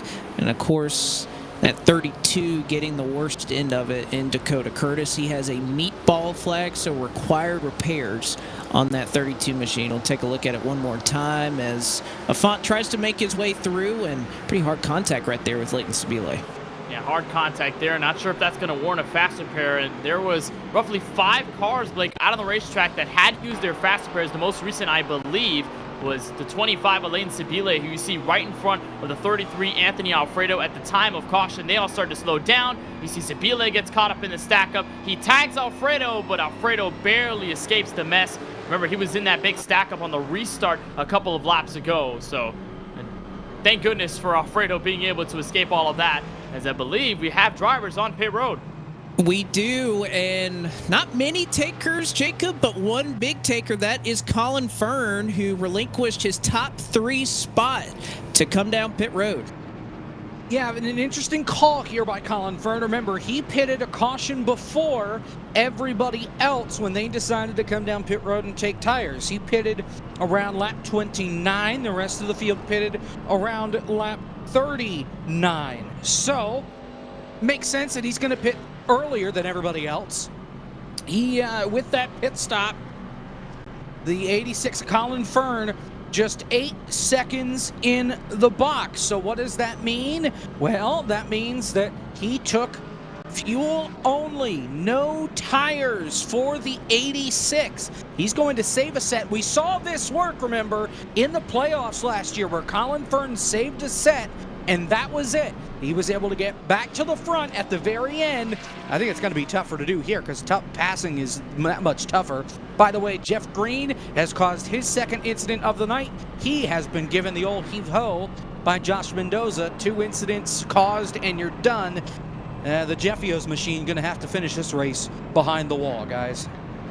So Fern sacrificing that track position. But I will say, though, I'm sure what Fern is going with here, 40 laps under green is about how long we can go on fuel. I bet that 86 car thinks I pit now, I'm good to go to the end. So surprised that he didn't get the tires right there, but I'm sure this is a play that if we get a record to, Fern will inherit the lead and he will be able to make it on fuel. At least that's what I believe the thinking is there for car number 86. The lights are out on the pace car, and with Fern electing to come down to the pit lane, it'll turn things back over to Presley Sora, who has been up front for some time, and Chase Cabry, who was up front for some time early in this race. He's trying to get back there and take back control of this race. That 39 car has looked oh so strong all night long as they get even in the restart zone. Green flag is back out. Sora on the loud pedal. Lap 54 of 100 as we are past halfway. As you see a number of cars dart to the inside there to try to get some position into turn 1. And they're almost 3 wide. I was watching around the top 12. Ryan Vargas almost got pressured by Bailey Turner and Matt Stallneck entering the first corner. He's able to hold them off. They're still side by side. Around third on back, Chase Cabry trying to hold off Will Rogers, who's trying to hold off Corey Hines. Oh, a huge crash in the back. It was DJ Powell all the way back here in turn 2. He overcorrected. Hard contact with the outside wall. No caution, though. We are still green. 2 cars. That got Alfredo. A lot of damage to the front end of that 33. He's just been stuck in nothing but traffic, and he's been able to go spins nowhere. in 3 and 4. So Alfredo hard into the wall. He's parked up here at the top of turn 4, and he has a ton of damage. He can barely control that race car. So Alfredo trying to turn into pit lane. I don't even know if he's going to make it down there because he has lost a couple of wheels there at the front of the race car to try to turn that machine. So Anthony LeBay way up the hill in turn number 3. I'm not sure where he was going or how he got there, but he loses half a dozen spots just watching the leaders, and he goes flying up toward the outside wall. What a save from Alex LeBay. No contact, but Adam Cabot made a daring move into turn 3 down to the bottom. I'm sure LeBay wasn't expecting it. He gave Cabot room, but he was certainly surprised by that move and did a good job not hitting anything right there. So a lot of controversy all over the racetrack. Still, though, we are under the green flag here at lap 56. And And that is so tough for Anthony Alfredo because he, according to Jacob Hitz now, will use his faster pair. And he was in a single car accident there in a turn 3 and 4. No caution was thrown. So Alfredo most likely will have to ditch this race. That is, if it stays green. Still a lot of time to be able to change the tide for Alfredo this time through. That is a hard lick, and he's probably going to end up multiple laps down. Going to need to use the cautions for a wave around here. But also one thing I want to mention, the 96 of Michael Fisher has stepped into P8 on the racetrack. Under fire from Gary Sexton, but Fisher was in the wall in the outside of 3 and 4 a while back, and now he's in the top 10. So Fisher making his way forward. So is Chase Cabry, who takes a race lead. You saw the 96 involved in an incident a little bit earlier. He's doing his best to try and recover and get back into the top 5. How about Will Rogers has kind of quietly been hanging around the top 5 all evening long. So having a solid run to try to get back to the playoffs. He had a winning effort last year in Season 5, trying to do the same here in Season 6. And even right up the road, this was a driver that we were talking about pre-race that I don't know why we don't seem to pick him as often as he runs up front here in Monday Night Racing, but Corey Heim is in position when it matters. He's running up in 3rd right now and looks to have a run on Presley Sora right now to try to get 2nd, but he got stuck in the wall. Kind of got glued to the wall entering turn 1, so no harm, no foul, but it will cost him a position. And he's going to snag the apron as well. Got him a little bit loose, and now here comes Garrett Smithley and a couple of others to tag in as well. Bringing Adam Cabot, maybe Preston Pardis on the back end of this, entering turn 3. Smithley has a nose down low, so Heim with a pair of mistakes there coming out of turn 2 will potentially remove a spot inside the top 10, falling back to 7th, maybe 8th, or maybe even 9th this time through. Smithley going to keep his nose in there. Behind and Cabry and Rogers, I feel like have been some of the most consistent cars all night long, and it seems as though they're keeping that foothold on the rest of the field, as Heim, it looks like, will be able to hold everybody at bay. But that's a large line of cars. One mistake could be a caution. Certainly can, and Cabry, for all that he's been dominant for earlier on in the race, hasn't pulled away just yet. We'll see if he can break the draft like he's been able to do so many times here tonight. Heim is loose in 3 and 4, and boy, Corey Heim is just hanging on right now. Garrett Smithley going to be able to take full advantage of that, as he'll at least look to the bottom into turn 1. Again, your defending race winner in the opening round of Season 6 of Monday Night Racing, and Smithley, a little contact right there with Heim. Up the hill goes the 51, and Garrett Smithley, 51, and what is typically a 15 card has changed to 78 for Garrett Smithley, side by side down the back straightaway. And I think a number of cars that are looking to try to also make their way by Corey Heim right behind him. And the 78 and the 17 looking for their 2nd straight top 5 in this M&R season for Season 6. Of course, Smithley with the win at Talladega 1 week ago. Cabot with a top 3 finish. These guys have a lot riding on them momentum-wise if they can keep it going. Heim, though, is going to fight back on the inside this time to turn 1. And all that's doing is bringing in P Money, Preston Pardis. So it may be just a quartet letting the top 3 run away. Here's Cabot on board with the Atlas Hair Products number 17. And the Season 4 champion going to look under Smithley. And again, fighting all for that inside lane, Blake. It's so hard to keep yourself planted there. And as soon as you have a driver on the inside, it is so tough to keep your place. It is. Smithley had that position, and then Corey Heim performed a little bit of a crossover right there for 4th. So this pack kind of needs to figure it out. Again, the draft here is a big factor, and they're almost losing touch with your top 3 here trying to battle. As Pardis able to go by Garrett Smithley, gets control of the 6th position. And they're finally able to go single file, at least for the time being. So Heim, Cabot, Smithley, and Pardis, 4th through 8th. Or excuse me, 7th is how they run. Then you have Ryan Vargas a little further back, trying to catch and chase down this pack. How about Bailey Turner just behind this battle as well, running back in 12th. He's kind of held up right now between Michael Fisher and Alex LeBay, who have a good battle off of turn 4. And Fisher got a little bit loose there off of turn 4. Yeah, Fisher has been dropping back. It seems as though the tires aren't necessarily on his side, and the field a lot faster around him, as Josh Balicki will look to the outside. Didn't have the greatest showing at the COTs at Talladega last week for the season opener, but Balicki looking to pick things back up, potentially with the top 10. They're going to get real tight out of turn 2, and now here comes Bailey Turner to make it potentially 3 wide, entering turn 3. Turner down on the bottom, trying to make that work. He kind of pushes up the racetrack just a little bit. As you can see, everybody has to ride right along that white line. Oh, contact made on the front straightaway. Turner a little bit down the racetrack. He cues up and I think just asked what that was, but Carlo. Like, Carlo yeah. is what he said. Carlo. Now, to be fair, that 96, he just got loose coming up on the outside, had to go somewhere, was able to catch it, but not before he made contact there with Turner. I think Turner thought maybe that the 96 didn't see him down there. I think he saw him, just didn't have the car control to keep it up there.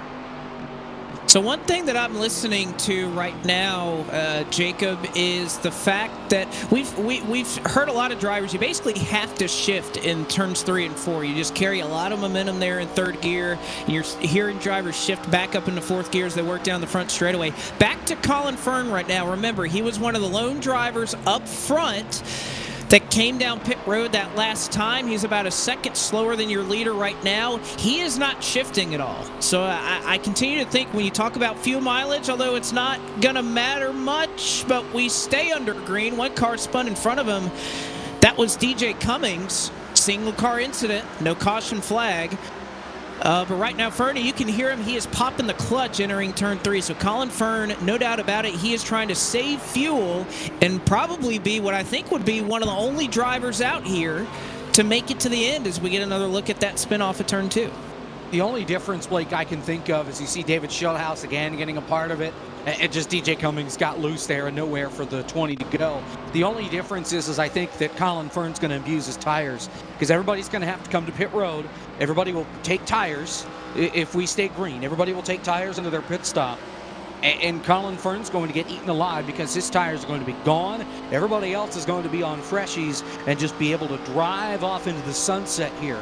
I think that's the advantage if we stay green is with everybody else. We get a caution, and Colin Fern still may not be in the best spot because, remember, he took fuel only on his last stop.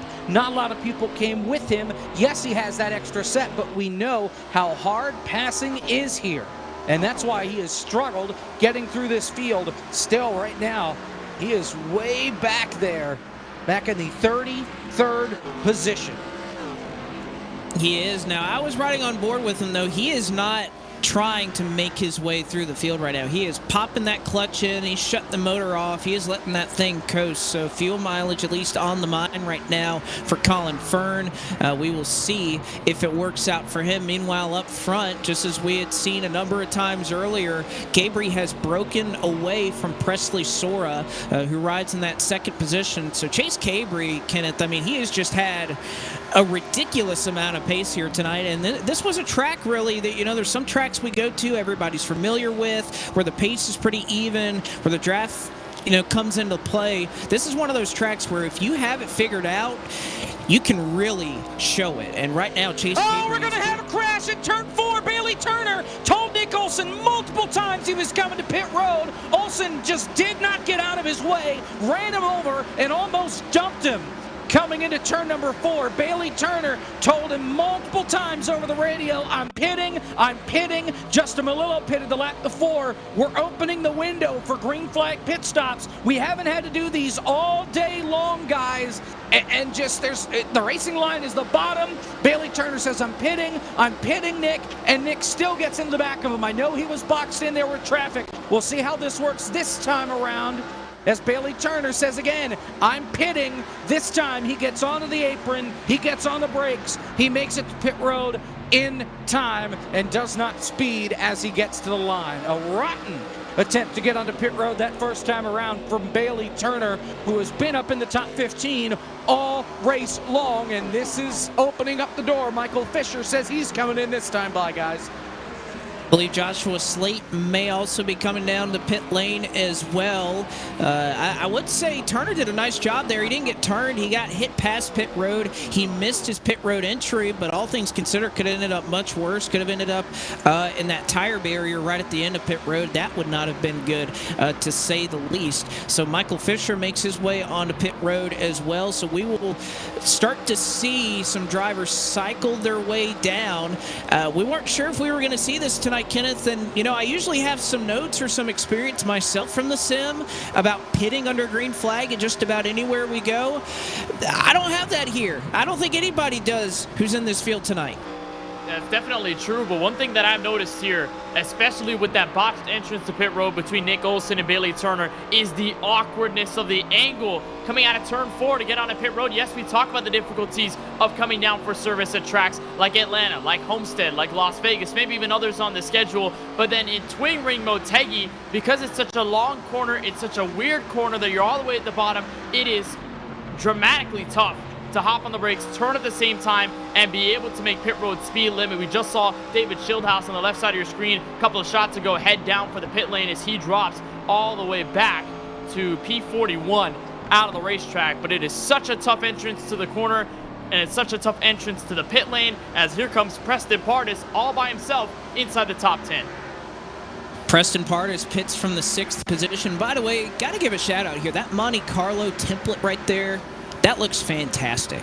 I had to say that at some point in the broadcast. The nose on that car, we see a lot of different templates get, kind of inserted onto this ARCA car. That is a fantastic one right there. So Pardis is on pit road. So is Ford Martin. Joshua Slate is on pit road as well. So we are at the beginning of that cycle for everybody to come down. Adam Cabot, you can see right there. This is such a weird, awkward pit road to get on. I wonder if you almost want to take the kind of Charlotte All-Star line into pit road, where you kind of almost want to angle up the track in 4 and kind of cut down instead of running in the bottom line, but then you have traffic behind you, and so it's kind of hard to decide exactly what you would want to do. But it's an interesting pit road to get on, and again, something I think many of these drivers just have not experienced before at this racetrack. And again, you mentioned traffic. That's the biggest part about it, especially if you're in the middle of the grouping, as James Bickford has some solid space between himself and Josh Balicki. He's going to come in, but there was almost a lockup by the driver right in front of him that also tried to come in for service. That was Ryan Vargas in the number 26. But in some way, yes, you kind of have to angle that car out before you find your way on a pit road. It's just, if you're carrying so much speed, at some point, someone's going to make a mistake, and you may end up in those tire barriers, because it carries a lot when you come in, and it's a lot of space that barrier takes up. So it is such a difficult entrance to the pit road as Presley Sora and Will Rogers go at it, and I want to know how these guys will take it. I think Rogers might be, looking on the outside, actually looked like he might have come down pit road, but Presley Sora's going to end up in his way in, and so will race leader Chase Cabry. Chase Cabry makes his way on the pit road in the midst of this cycle. And by the way, just a little bit of information to throw out there. So I ran this car in officials here a couple of weeks back, and Caps has the ability to save some of that information from the race you run. With this 14-gallon fuel tank that these drivers have tonight, it says you can make 45 laps on fuel. So Colin Fern at the beginning of this run is probably about a lap or two shy of that. So all he'll need to do is save a lap or two, and Colin Fern may look to win this thing if, of course, we have to stay under the green for the remaining 24 laps of this race, but that could very well happen. That's definitely true. And looking back at history, as he gets passed here by, I believe that's Reed Wilson in the number 66 machine on the front straightaway. Fern will stay out another lap out to turn 1. Is that the last handful of wins, or the last couple of wins that Fern has been able to grab here in M&R have both come from pit road strategy and cautions flying out at the right time. We talked about the last time he went to victory lane to clutch a spot into the championship for last season with NASCAR Next Gen cars at Atlanta Motor Speedway. He was able to bank on a caution late to be able to charge on Adam Cabot in the last handful of corners. You think all the way back to season number 4 with the trucks at Iowa, where he had stayed out all by himself around halfway. Caution came out. There was a whole race control issue. They had to fix that. Trouble, turn 1. Lead. Just one car up against the outside wall. Gary Sexton called it out. It's Garrett Smithley up against the outside wall. He got turned around by the 29 of James Bickford. And I think we're all good. I'm hearing people say there are more wrecks going on over in that corner. Garrett Smithley's furious. Now you got Robbie Lyons with trouble. Robbie Lyons, I think, got a piece of it after the fact. Oh, yeah, absolutely. He was coming by thinking things were just fine. Smithley was coming back up to speed. Robbie Lyons drops kicks him. You'll see him right here on the replay. Hits him, and the right front suspension broken on the car number 2. He has to come to pit road. In fact, he tows it to his pit box. A disastrous run for both Robbie Lyons and Garrett Smithley, as now your race leaders, Will Rogers and Corey Heim, are coming to pit road. So a lot going on here. Again, we stay under green, and you can imagine that some drivers are none too pleased with that, especially Robbie Lyons right there, who, again, green flag was out there, so he thought nothing was wrong. You can see the difference here in old tires and fresh tires right there. Old tires on the bottom with Carruth. Bickford able to make the pass on the outside of Raja Carruth. So things are getting spicy here at the end of this one. Just about 20 laps to go in this one, actually right on at 20 laps to go. Raja Carruth, your leader, still out on the racetrack. Nick Olson calls out he is pitting. So a lot going on here at Twin Ring Motegi in the closing laps of this Tufco 250k. Gary Sexton is just called down. He's going to come in for service, so he's in the pit lane this time by. Same deal for the number 24 of Nick Olson in his Greek Esports machine. And then there's a look at Carruth now counting on 41 laps on his stint. So we should expect that 13 to come in. It's just a lot of these guys are trying to stretch their hand out the window and find any sort of mercy that they can. Carruth had a strong start, then got turned, was near the rear of the field. Leighton Sabile had to burn off his faster pair as he runs second earlier on in the race. Joey Padgett ran well to start, then fell back to the field involved in a crash. Smithley just involved in that incident with Robbie Lyons and had been pretty much anchoring through the field, dropping like a rock through the top 10 and top 15. Dakota Curtis, who had been in trouble tonight, and then there's Colin Fern, who's done that one and only alternative strategy around 18 laps to go. So a lot of these guys basically just trying all that they can to stay as far as possible out on the run to at least salvage what has been somewhat of an abysmal night from Twin Ring Motegi for them. Been a lot of drivers who have had a pretty rough go of it here tonight. You see Josh Balicki unlapping himself on your race leader in Raja Carruth. He has about 5 seconds over Leighton Sabile right now. Then you have Joey Padgett. Garrett Smithley is still in 4th. Garrett Smithley has not come down. Actually, excuse that, he is heading to pit lane as we speak. So Garrett Smithley will relinquish his 4th place running spot to come down to the pit lane. He'll bring Dakota Curtis with him as well. So just about a handful have yet to come back down and get service. I think most of the drivers you see right there that are ahead of Chase Cabry, Michael Massey has not pit yet, neither has Case Kallenbach, Seth Eggert, Devin Henry, Max Kinnon. They are all still on the racetrack, and were some drivers that pit with Colin Fern during that last green flag or that last caution flag pit cycle, and they are trying to make it to the end. I don't know if Carruth has really been saving or if he's just hoping for a yellow here, Kenneth. I don't know exactly what the game plan is, if he's just trying to get some track position, but I don't know. He hasn't really had a lot of draft, and I don't think he's been clutching. I'm not sure he can make it to the end. Yeah, definitely not. I think he's just holding out for whatever he can here and just hoping that a yellow could come out at some point to save his race. And Carruth is shifting. He's downshifting in 3 and 4, so he is not saving fuel by any stretch of the imagination. He's just running it as far as he can and just seeing what will happen and hoping it all plays out in his favor. But he's going to get swarmed right here by a bunch of lap traffic. Bailey Turner, the number 5, the 53 of Justin Malillo. The 13 has to be awfully careful here because there are many cars on fresh rubber that have so much speed on him. Carruth really has to watch out here. And there's really nothing Carruth can do. You can see how much those fresher tires are playing in their favor, so he'll let a couple of drivers on by. He's still stretching his lead over Leighton Sabile at the moment. I just wonder right now, if you're Colin Fern, you're 15.5 seconds back. You're about 10 seconds right now in front of what would be the lead of the next cycle in Chase Cabry. Is 10 seconds, you think, enough here, Jacob?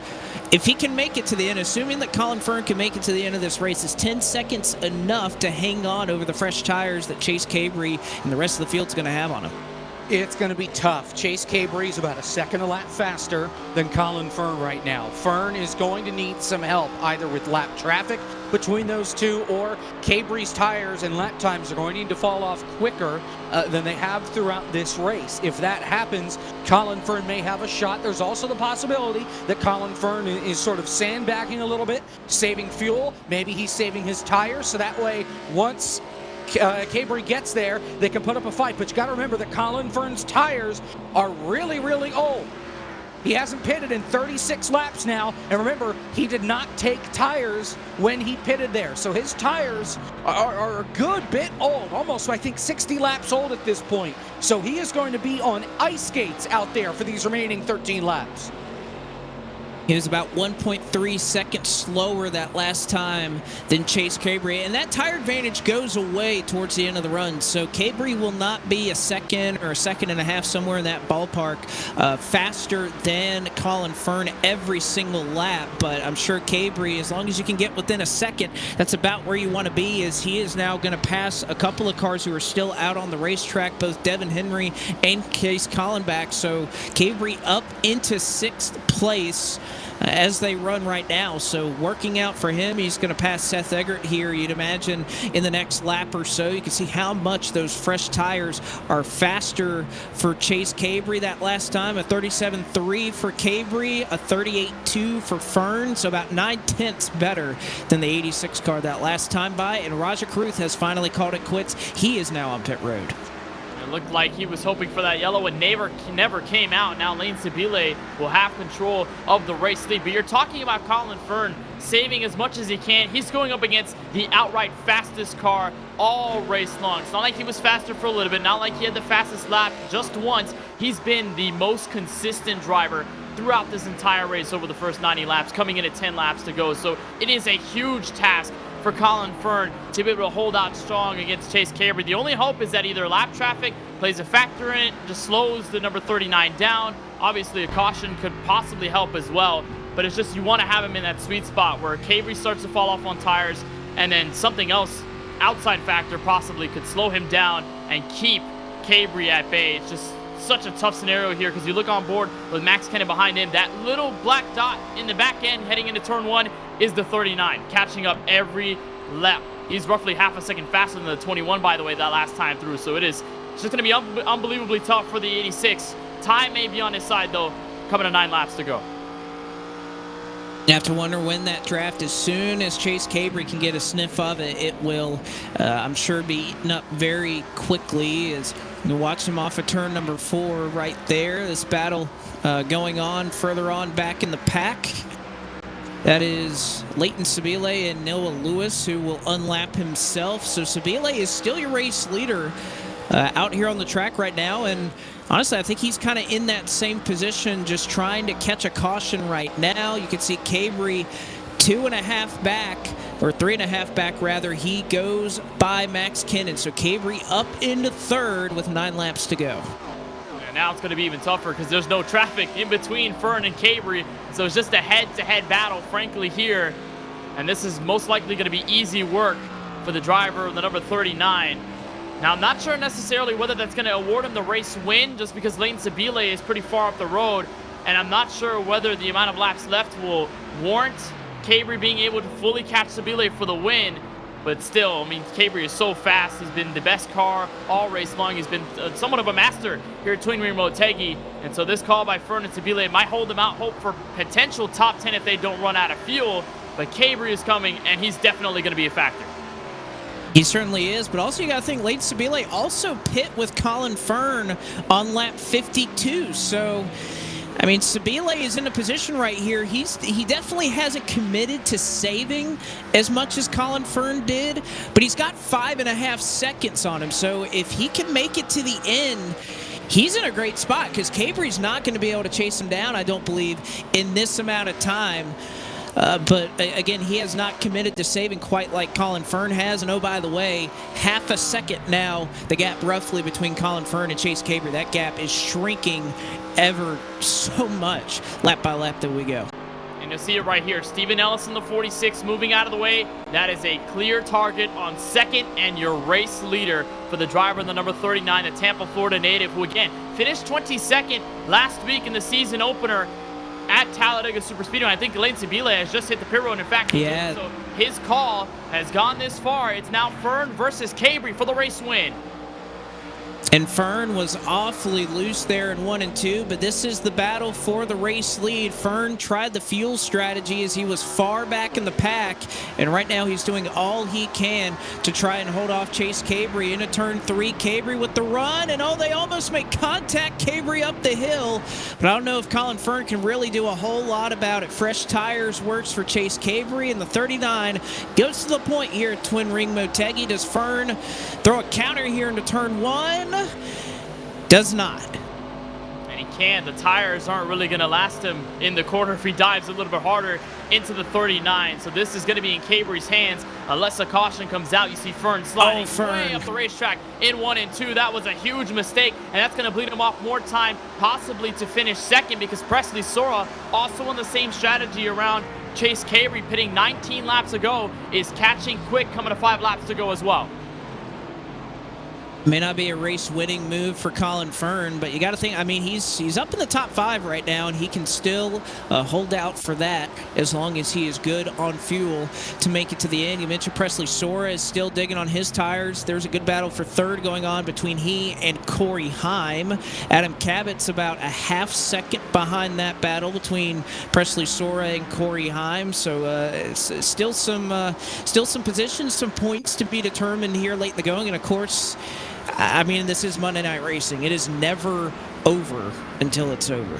Oh, that's definitely true. This has been the longest green flag run of the night, so you can imagine the chaos that would arise if a caution comes out. Here's a look at Heim coming out of turn 4 on Presley Sora. Heim also looking for a nice run tonight after what was somewhat of a tough Talladega race to open the season, where he finished in 27th out of the field, and Presley Sora looking for his second straight top 5 in the first 2 races of season 6. Here's a look on board with the Hawk Tamers, number 51. Nice run out of turn 2. Side by side for third. We'll go into turn 3, I believe.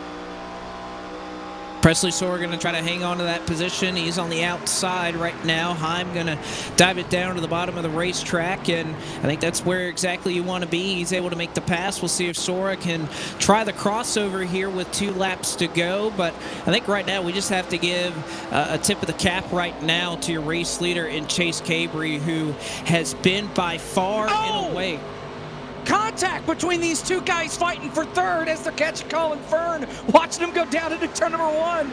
Man, they are leaning on each other, trying to hang on to this battle for third and potentially second. Sorry, Blake. No, you're good. I just think that's the last thing that Cabri wants to see. He just has a little bit further to go up the road through turns 3 and 4, and he just has to get to the white flag this time by, and it will be his, and he is there. White flag in the air. One more trip around Twin Ring Motegi for Chase Cabri. They were pinching for second, and they're almost about getting into each other back to turn 1, so we keep an eye on Corey Heim and company as the 51 slides through to second. Sora's going to be sandwiched here on the back end of that, but Blake, what an impressive run tonight for the Tampa, Florida native. Chase Cabri fast all night long, started second, took the lead and never looked back. An impressive win, and it'll be his first in his M&R career too. One of the most dominant performances we've seen in a while in Monday Night Racing off of turn number 4, checkered flag in the air. Chase Cabri's been around iRacing a while, and he's showing exactly why. Chase Cabri wins the second race on the Monday Night Racing Pro Series presented by Interstate Batteries here in Season 6. And Chase Cabri in race number 2 will lock his way into the Season 6 playoffs. Go figure, they wrecked right in front of the leader coming to the start-finish line. Just the incredible way to end it. Noah Lewis and Leighton Stabile racing for 31st. Made contact off turn 4 and crashed, just as Cabri made his way coming off turn 4 to the checkered flag. Well, I thought not to mention it because I mean, at the end of the day, as long as he gets to the start-finish line, that's all that matters, although I think a couple drivers still trying to finish as he gets a tag right there from a couple of drivers. But, I mean, there's no doubt about it. Chase Cabri was the dominant car here tonight, and he proved it by just flat out pulling away from the rest of the field. So I think no questions here. It's not often in Monday Night Racing that we see somebody be this dominant, and because of that, I don't think there's a more deserving winner that we've had here in quite some time in this series than Chase Cabry here tonight. Corey Heim, Presley Sora, Colin Fern, and Will Rogers round out your top 5. We'll talk to a couple of them on the other side of this break.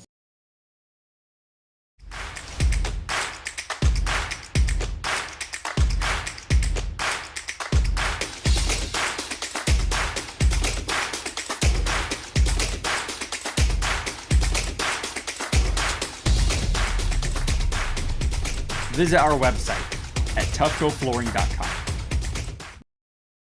Get the edge on your competition with P8 Performance Gummies. Formulated specifically for gamers and the esports industry, we packed our gummies with all the good stuff, including ingredients that are clinically proven to help tired eyes, improve reaction times, and help suppress computer vision syndrome. Take your focus and endurance to the next level and try P8 Gummies today. Now available at Procelerate.com. Plus, if you're mad about gaming, we're looking to partner with influencers just like you. Drop us a line at support at Procelerate.com to see if you qualify to try our gummies for free. It's officially game on with all new P8 gummies.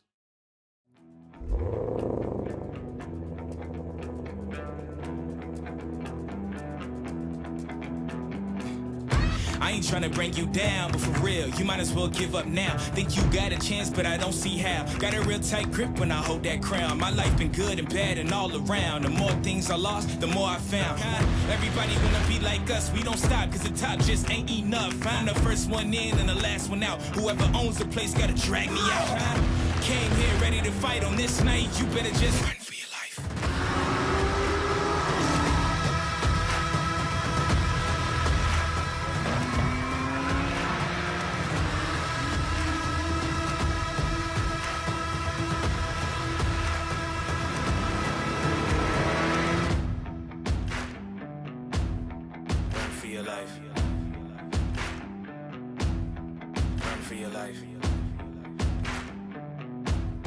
This is an Interstate battery. More pros trust this than any other out there. Yeah, more pros. More. Even more pros. Keep going. Moss. Look, we're gonna run out of time before we run out of pros who like Interstate. I mean, we'll run out of time before we even run out of left-handed pros who knit. These pros are everywhere, which means so is this battery. Right around the corner, up the street. Everywhere. Interstate batteries. Outrageously dependable.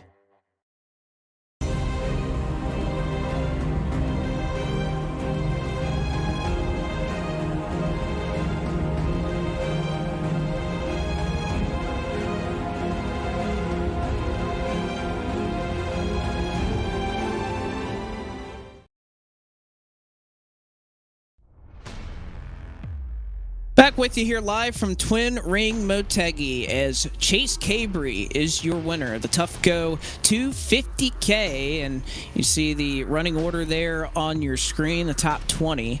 You see Cabry as your winner, Corey Heim in second, Presley Sora third, Colin Fern finished in fourth, Will Rogers was fifth, Adam Cabot sixth, seventh was Ryan Vargas, Preston Pardis finishes in the 8th position, James Bickford brings it home 9th, and Max Kenneth rounds out your top 10.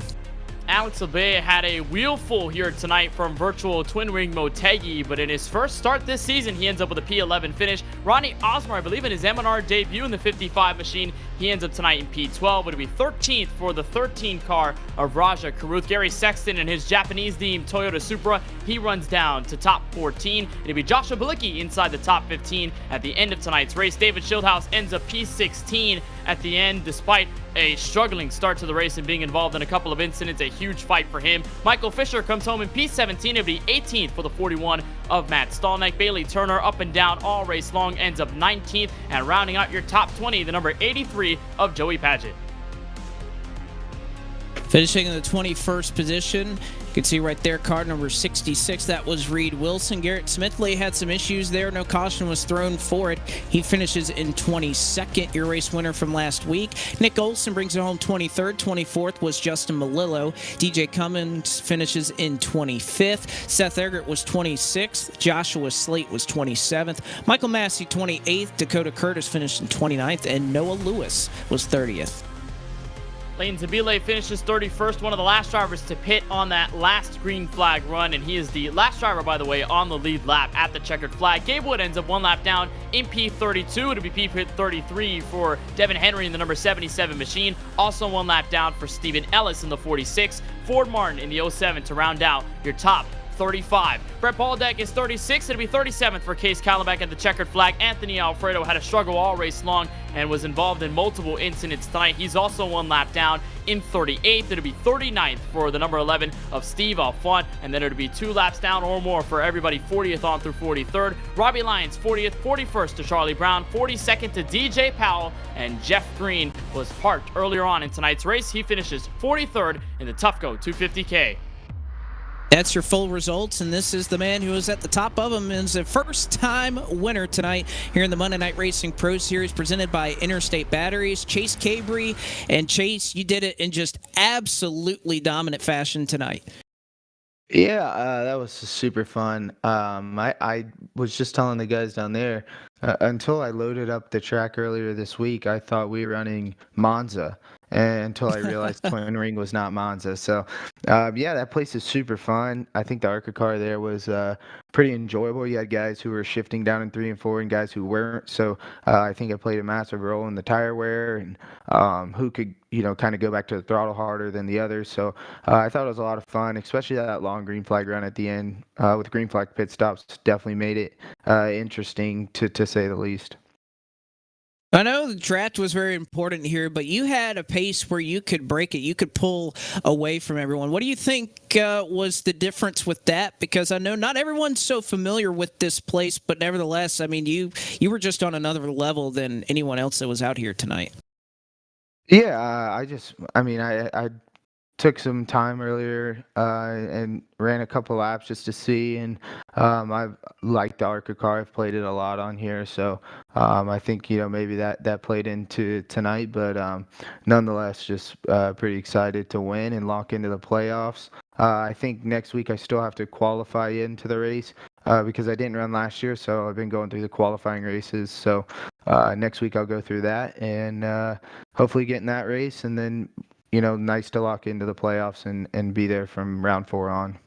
I was about to say, how does this kind of change your approach for the rest of the season, that now that weight is lifted off your shoulders and the rest of the regular season, you're not so much having to worry about getting points and trying to get that win, that you're already locked in here just 2 races in? Yeah, no, it's nice, especially with the schedule that's coming up. I'm definitely not a good road course racer on here. I tried to play a road race earlier yesterday, just messing around, and was like 4 seconds off. So next week is going to be brutal for me. And then I think there's an Xfinity race at Texas, and so I look forward to the ovals. The draft plate tracks are they're always up in the air, and especially one of them being in the playoffs, it's definitely going to be up in the air as to what goes down there. So you got to put your work in at the other places and try to get a win to solidify yourself on to the next round.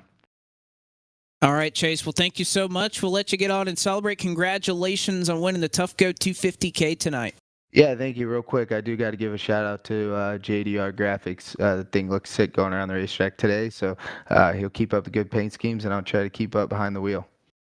It's a good-looking 39 car tonight that Chase Cabry puts at the top of the board. He brings it home in victory lane. And Kenneth, you caught up with our second-place finisher tonight. That is Corey Heim.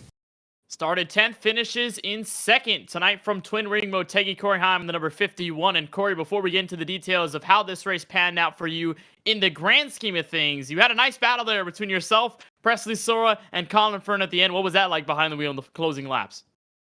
Yeah, it was a lot of fun. Certainly more fun than last week, I thought. This kind of stuff is more of my cup of tea. Just the intermediate size racetracks with the NASCAR style cars, I think is more my kind of style, and I feel like closing out the year this year with the playoffs and everything, that's certainly going to play into my favor. So definitely had a good run overall. Second, I didn't have anything for Chase. He was, just super fast all race. He was just better than everybody. But Leap Performance Industries Camry was pretty solid all day for sure. Big performance here from Japan in the sim. And I know this track for almost everybody, it was kind of an oddball. It's been the first time in a long time since MNR has run it. A lot of people don't run this track quite too often on the sim. So what were the challenges that you found out on the racetrack over these 100 laps this evening? Yeah, I never really made any laps before practice today at this track. And I had to really just watch a lot of people's onboards to kind of figure it out. And really to start practice is pretty big struggle for me. I don't remember the last time I've struggled like that bad for a period of time. But I watched a bunch of people. I actually watched Presley a lot and kind of learned what he was doing well and kind of manipulated that. And I picked it up pretty good. And I found that if you're not on the bottom, it's pretty much you're out to lunch. So I had to paint the line all the way through and had to also downshift in 3 and 4. That was also kind of a struggle that I found early on, but once I got it all figured out, we built up enough speed to run second tonight, but just wasn't quite enough. Still, though, a lot of speed behind this number 51 Toyota Camry. You said this track, this type of racing is in your wheelhouse, so we go to road course racing 1 week from tonight with the MX-5s at the Daytona Road Course. What are your thoughts about that event? Yeah, I ran that event last year. That was one of my first races in the league, actually, and I thought I had good speed, just kind of made too many mistakes. So having that experience under my belt will be good. Kind of going back to that in year 2 of my Monday night racing career, but I don't think regardless of where I go, I'll be too far off. But it's definitely going to take some extra effort on my end to be winning races in this league. Certainly a fantastic finish, though, tonight from the virtual Twin Ring Motegi circuit. On behalf of our broadcast team at Podium Esports, Corey, thank you so much for the time. Congratulations on the P2. We'll see you at Daytona 1 week from tonight. All right, I appreciate that. Thank you. So Corey Heim in the number 51 closes tonight's race off with a second place finish, and Jacob Hitzer caught up with our defending series champion Presley Sora, who gets his second straight top 5 this season.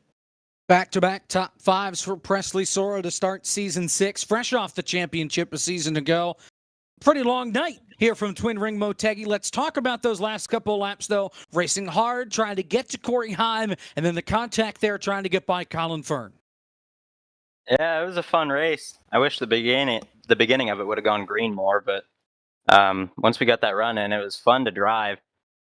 Honestly, in my opinion, Twin Ring is one of the hardest ovals on the sim, so I wasn't necessarily surprised to see the early yellows, but once we got things going, it was pretty clean for the most part. But yeah, it was just hard racing there at the end. I know Colin's mad at me. He came up and dumped me after the checkered, but I mean, that's fair in my opinion. He probably blocked me 3 times down the back after already stopping in the middle of 1 and 2 in front of me. And, in all honesty, I should have just chastained him and held my line and let him turn himself across my nose. But I decided to be a little nicer than that and give him a chance. And he kept pinching me. So when you chop my entry down to the white line, like it's Daytona into turn 3, there's not much I can do to make the corner there. I mean, if I could have made the corner, I would have, but with that shallow of an entry, there's no way I'm not washing up a lane or 2. So honestly, I don't feel bad for the contact because, in my opinion, the blocking was pretty desperate and stupid. But I don't know. I guess that's the position he was in. So that's how we'll do it. Next week, we go to the Daytona Road Course. We're using the Miatas, a pairing that I know you like using. And you had a good run going last season up until some contact late in the going kind of drop-kicked your finishing position and didn't quite finish where you thought maybe you should have back when we ran this in the playoffs. Your thoughts going into that next week? Yeah, I love that car-track combination, but unfortunately, I'm always really quick and then something goes wrong at the end. So I have no worries about being fast for that race. I mean, I think if everything goes smooth like it should and like it has the first 2 races this season, I'll be, contending for the win or at least a top 3 or 5. But yeah, I just gotta make it to the finish of that combination without any carnage, because so far in MNR, both Road to Glory and it's not really been the case. But as long as I can get there, I can fight it out for the win. Well, congratulations on the top 3, top 5, and back-to-back weeks, and we'll see you from the Daytona Road Course a week from tonight. All right, thank you. And I got to shout out my sponsors, Shack Eye Gear, Mamba Media, Roasted Jim's Coffee, Skybox NASCAR, Maconi Setup Shop, B-Blaze Vintage, 213 Simware, and then Cosman for the paint scheme, Splash and Go Graphics. This thing looked awesome, and I didn't think he could one-up my paint scheme from last week, but I think he may have. So we'll have something good looking for next week too. That's Presley Sora, your third place finisher tonight, here from Twin Ring Motegi. Blake? Splash and Go always does a pretty solid job on those paint schemes, and I think the one thing we're taking away from tonight obviously is the dominance of Chase Cabry, but looking forward to next week at Daytona. This is a combination we've run a number of times here in Monday Night Racing, so kind of going to some, or at least from some unfamiliar territory to very familiar territory with these drivers. We ran this combo in the playoffs last year, so this is something that these drivers are very familiar with and always puts on an amazing show.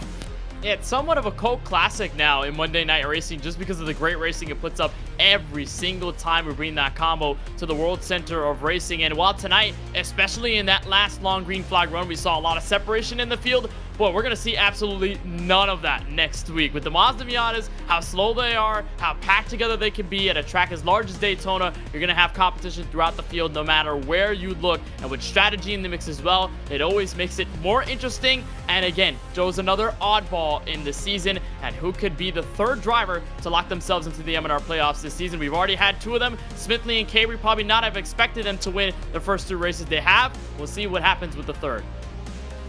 Well, we will, and I think one thing this provides, Jacob, is you heard a number of drivers talk about their post-race interviews. Well, I'm not exactly comfortable when we go to these road courses, but I think on the other side, you have a number of drivers who are very comfortable with the road courses. If anything, they look at this as kind of their opportunity race, like a Talladega or maybe a Texas for some of these guys that are really familiar with the intermediates. This is their opportunity to try and go to victory lane. Look, the way the Miatas run at Daytona, it's a road course, but it operates more like a plate track.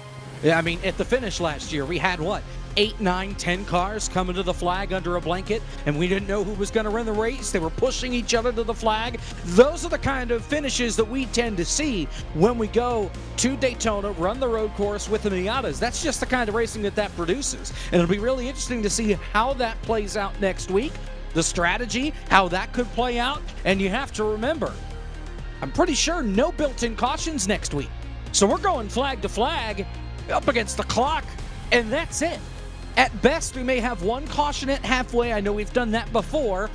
Or unless we junk it on a restart, that's it.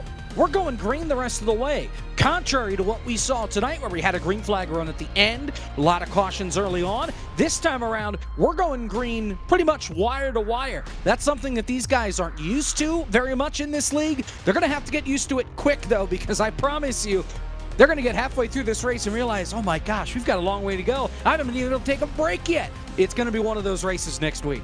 It will, and I think Josh Mendoza, after a busy return to race control duties tonight, it'll be a little bit easier next week, I guess. He won't be quite as swamped as he was tonight, but that'll do it for us, ladies and gentlemen. For Ford Martin and Paul Sutton of Monday Night Racing, Josh Mendoza in race control, for Gary Sexton and John Theodore at Podium Esports, for our camera builder, Dougie Beard, our overlay builder, Michael Hall, Cameron Aubernon on our socials tonight, and for our broadcast crew in tonight's booth, our producer Ryan Bauer, Kenneth Bueno, Jacob Hitz, my partners in the broadcast booth. I am Blake McCandless saying so long tonight from Twin Ring Motegi. We bid you farewell and congratulations to tonight's winner, the Tufco 250k, Chase Cabry.